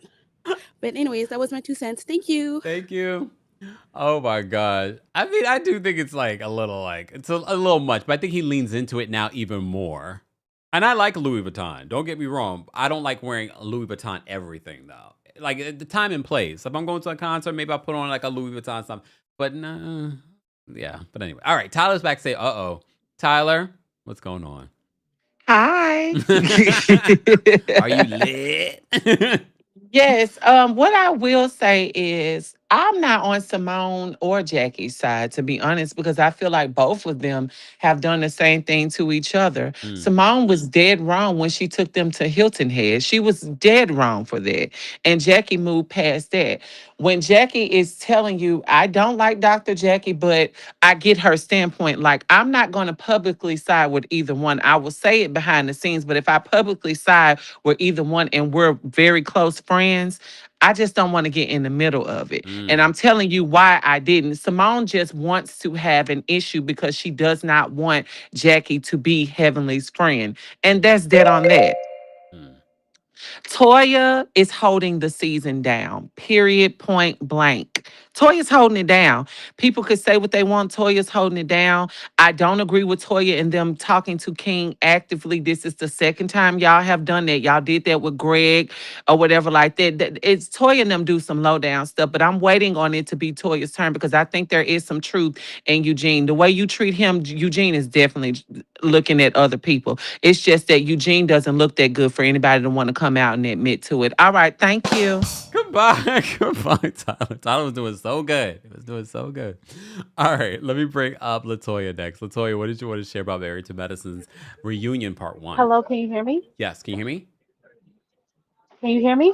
I can. It just went out. You can hear. Okay, great. Okay, I'm LaToya Deshawn. This is my first time calling in. I've been following you for about 2 years. You're about the only one that I like watching notifications. But let me get to it. I called because I feel like Mimi and the toy situation really was triggering for me. You know, I really didn't like the way Mimi minimized the way she supports people just because she's a professional. You know, back in the day, we didn't have language for things. It was just like, you crazy. You know, remember they were like, it was Prozac, and now we have words for it. And so just because she has language around the way people are acting and she holds them accountable, especially to the fact that she won't be disrespected, I feel like the Black community is just really hard on that person who always stands up for themselves. And they become the black sheep in the family. And so Toya is really toxic. She does deflect, she overtalks, and she's dealing with a lot of stuff. But before I go, I think their issue started at the last reunion when Andy asked her to psychoanalyze all of them, and she said, Toya, just heal, you accept yourself, you're all good. And I feel like Toya took that and used that as a reason to actually be resentful towards her because she called her out and she saw her. That's all I wanted to say. Thank you so much. I love your show. Thank you, LaToya. Well, maybe that is it. Okay. All right. The Real House Husband's backstage. Real House Husband, what's going on? Hey, what's going on, Kempire? Can you hear me? Yes. Can you hear me? Yes, I can hear you. I love that shirt on you, by the way. Nice color. But real quick, Quad needs to go over to Atlanta with her friend, Phaedra. Sorry, Quad, your luck ran out. And Dr. Mimi and Steve wants to be what Toya and Eugene is. They started with them first last year. I don't know what it is about them. I think that they want the fame and they want to be that number one couple where like Toya and Eugene is in this group or whatever. So that's why she keeps trying to pick at her marriage. She's trying to pick at her. And that's why Eugene is working overtime because she said in Carlos' interview or whatever that she wants to be protected. She needs some backup because these women don't see her, the same. So that's why he's trying to be that supportive for her. All right, that's all I have. See you next week. Thank you. Take care. Guys, just joining us, don't forget to like the video. It's an easy, free way of supporting not just my channel, but other channels as well. But don't forget, you can also listen to us on the Kempire podcast. Go subscribe today if you haven't subscribed. we don't just have these episodes there. We have additional episodes. I was really thinking about doing a special Real Housewives of Miami episode where it's just audio. So, I do that every once in a while. Sometimes I add on to this. If I have different perspectives after the live, I'll add on to some of these episodes as well. It's also a cleaner episode. Sometimes we take some things out as well. So be sure to subscribe to the Kempire podcast today. And while you're there, don't forget to give us a 5-star review on Apple Podcasts and on Spotify. If you're part of the replay crew, be sure to let us know your thoughts and opinions on the Married to Medicine reunion part 1. There's only one more part. All right, let's get to the rest of our callers. Lay is backstage. Lay, what are you doing? You moving around? Lay, where you? I'm at work. What's going on, Lay? Hey, I'm at work. How are you, Kempire? Yeah, work. What you doing? Look, I'm all in your business. I do dreadlock. Oh, okay. So you're at work? Yeah. Nobody's in your chair though. She just got up to go to the restroom, so how dare she? It's fine. I thought I was backstage with Kempire, so she left at the right time. Okay. But I just want to say about Jackie and Simone and Heavenly's relationship, just to add a little insight. This is my own non-medical evaluation about them. Jackie doesn't have kids, and she always wanted them. Heavenly didn't have a good mother, and she's looking for a mother figure. So I feel like Jackie. The reason that Simone and Jackie's Jackie's relationship can have a moment right now is only because are you gonna pick your friend, your best friend, or your child? And I feel like there's a codependency between Jackie and Heavenly on like a mother-daughter type of situation. I know I'm gone, but a mother-daughter situation, and that's kind of why they have that weird interaction with each other. And I'm sorry, I didn't mean to interrupt you. And then also why Simone is like, okay, we've been writing with each other for over 30 years, but now all of a sudden Heavenly comes in and it's like this weird tension between us. But what is the mother going to pick? Their child or their best friend? I see. So I feel like she's on the fence there. So I understand where Jackie's coming from, but she really has to, there's a time to correct your child when they're wrong. And if she's going to play the mother role, she needs to go ahead and play the mother role all the way through. That's what I wanted to say my first time on your live, but I'm always on the replay crew, so I'm so happy to be here. I love you to death. Have a good day, but that's it. Thanks, Lay. Get back to work. Bye. Bye. I love it. I love when you guys call in for work. I always forget it's Monday because, I'm working all the time. I have to say for the weekend, though, I didn't really do too much, even though I was working on some other stuff, but yeah. Shout out to those of you that listen and watch from work. We appreciate you guys. And if you're a part of the replay crew, be sure to let us know your thoughts on Married to Medicine. Our last, but definitely not least caller, Autumn's backstage. Autumn, what did you want to share? Can you hear me? Yes, can you hear me? I can't hear you at all. But anywho, hi, Kempire, love you. I'm going to make this quick. I'm just going to say, when it comes down to Dr. Simone, she through, hair through, crying tear, makeup, she is through. She's tired with Simone. She doesn't hold Heavenly accountable or anything. Love Dr. Brandy. She needs to stay. Contessa, you see how she tried to hide of her, supposedly was mad about her husband not doing it for her. What else? Quad needs to go. She's not married to Medicine. She needs to go. Mimi, she's so soft-spoken. I kind of like her, then I don't at the same time. But Dr. Heavenly, she's getting very irritating on the show. It's very irritating. I don't like it. It's like she's just lighting up the fire and keeps egging on after she's been called out. I just totally don't like it. Who else? Oh, Kempire, I guess.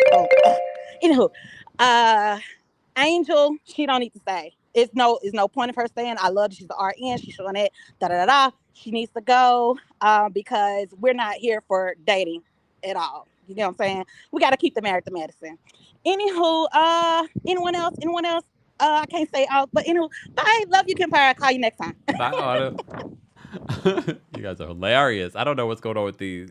Mercury retrograde has a little bit of a shadow period, so who knows? But look, have y'all been keeping count? I haven't froze in how many weeks? Y'all keeping count? Look, huh?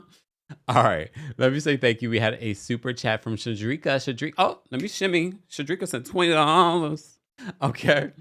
Shadrika says, just to explain, it's a black charter. We don't get much support. I guess you guys had questions in the chat. We don't get much support from the DOE, and Kemp and New York native building in New York ain't cheap. You're right. I didn't realize. Oh, Shadrika, I didn't realize this was in New York. It's a K through 12, so it helps to run operations for the year. We raised $250,000 this year. That's amazing. Okay, that's why the tables are $5,000. They're trying to raise money. Okay. RC says, great job on not freezing. You know what? That I hear the sarcasm in that, okay? Oh, you're welcome, Coco. Coco says, at least somebody's appreciative. Coco says, thank you for keeping the live going after 5 p.m. You're the best. At least somebody's appreciative. The rest of y'all, to the hell with y'all. Look. All right. Yes, congratulations, Shadrika, on that. That's amazing. But I feel like very much what Shadrika called in and said, these ladies could do that. You know what I mean? They could raise $250,000. Can you imagine if they raised $250,000 and they split that between those two young ladies, $125,000 for med school? That would have been amazing. And this is not coming as, oh, we think that that we feel like what's the word? That $5,000 is like, how dare you?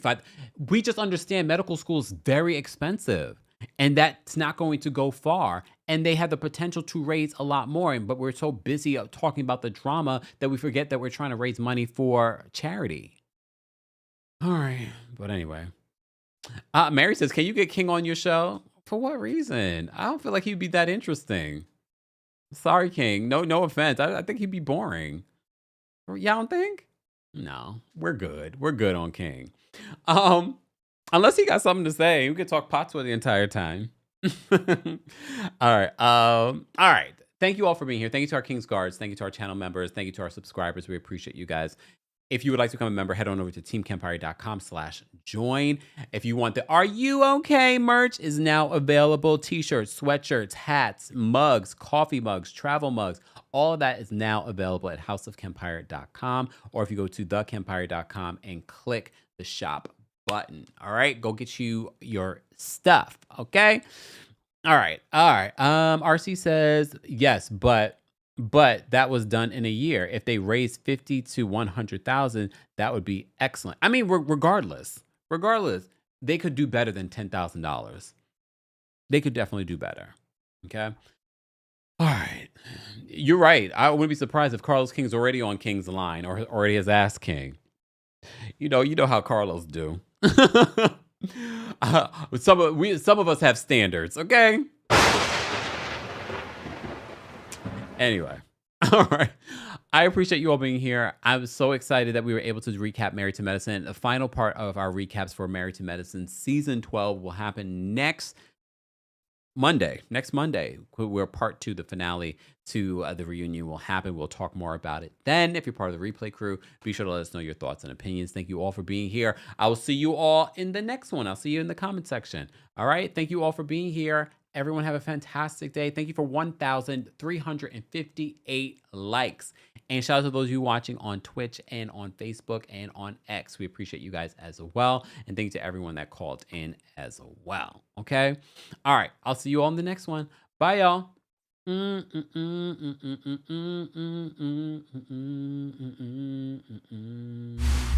we go now.